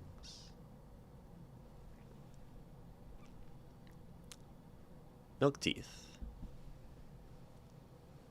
A geologic yearning, growing pains, motherly breastfeeding, anthropomorphizing poem, and a banger of one. Thank you so much for submitting, Floral Foxes. So glad to have the chance to read it. And thank you for allowing me to share it with other people so they might also get to appreciate their work. That is a wonderfully admirable thing to do. And stream does not happen without the lovely submissions of all the lovely people in my chat. Thank you for reading. Of course. It's getting me back into being creative, being part of this community. That makes me happy. That makes me really, really happy. And it's like a little terrifying to me, you know, the idea that like I can like do things and like it makes people, like helps people. I don't make anyone do anything, but like helps inspire people. But I think a lot of it is also this whole community is inspiring people, and we're all inspiring each other. So like y'all inspire me all the time. Most of stream is just me going live and being inspired by people and their writing. I feel like that's most of what happens here, because y'all are always such amazing artists. You know, whether having lots of experience or very little, there's always so much beauty to be found in the stuff that people send. So it's just great. I want to write a short story about a ghost haunting a house, but she's neurodivergent, anxious woman, and in reality it's about masking and becoming comfortable with the self and being perceived. That sounds like a great concept. It seems like Floral Foxes, you do a lot of like, it seems like you do a lot of like coming up with concept before writing the poem, right? This one, you're very quick to say, so I had this idea for, you know, the using, like, because you use maybe it seems like you use that intellectualization and those metaphors to like construct those interpretations about life. And then like it sets up the thing to be written. That's really cool as a process. And yeah, and there's an old lady with a cat and doing the garden, and doesn't realize she's dead, and the garden is just overgrowing. It's fascinating. That's cool. I feel like it comes out in either art, poem, soundscape, music, or video, sometimes more than one, or performance art. Yeah, and it's awesome to be able to engage with multiple kinds of art. I think it's a great thing for all artists to try to connect with other art forms. My music helps me so much with poetry. The very little that I draw and sketch, I feel like helps me as a poetry. Collage helps me, and the collage poems that I've done. looking at visual art, going to like art galleries really, really helps me as a poet. All these things support each other, right? Because art is this experience of, you know, this attention to the world and like making and capturing beauty, and the more ways we have to do it, right? I think the more receptive we become probably to those things. Yeah, a little waxing, waxing poetic there.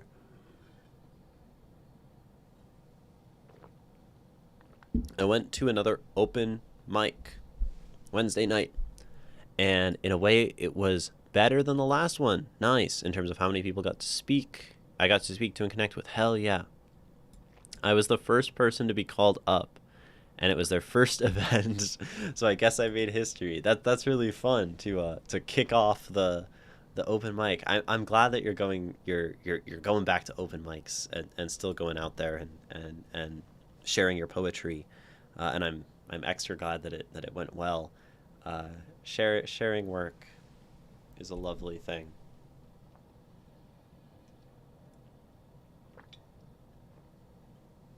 Okay, I'm pretty much out of steam. I'll go to sleep, Imogen. I slept on my desk and just woke up, Lamau. It's 1 a.m. here, very tired. Yes, go to sleep. Thanks for streaming. Otherwise, I never would have found your channel and discovered my inner reader. Haha. Yeah. You're very welcome. And I hope you get good sleep and you sleep well. Um, and it is deep and restful and fulfilling. Because I know I haven't had deep, restful, fulfilling sleep for the last 3 days, which is why stream is ending right now.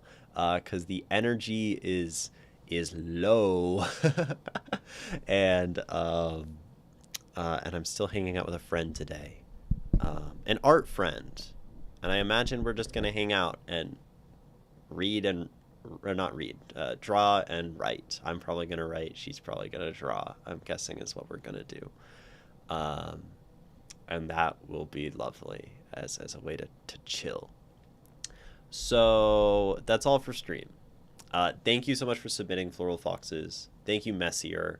Be you here or not. Have a lovely recharging energy evening. Yes, thank you.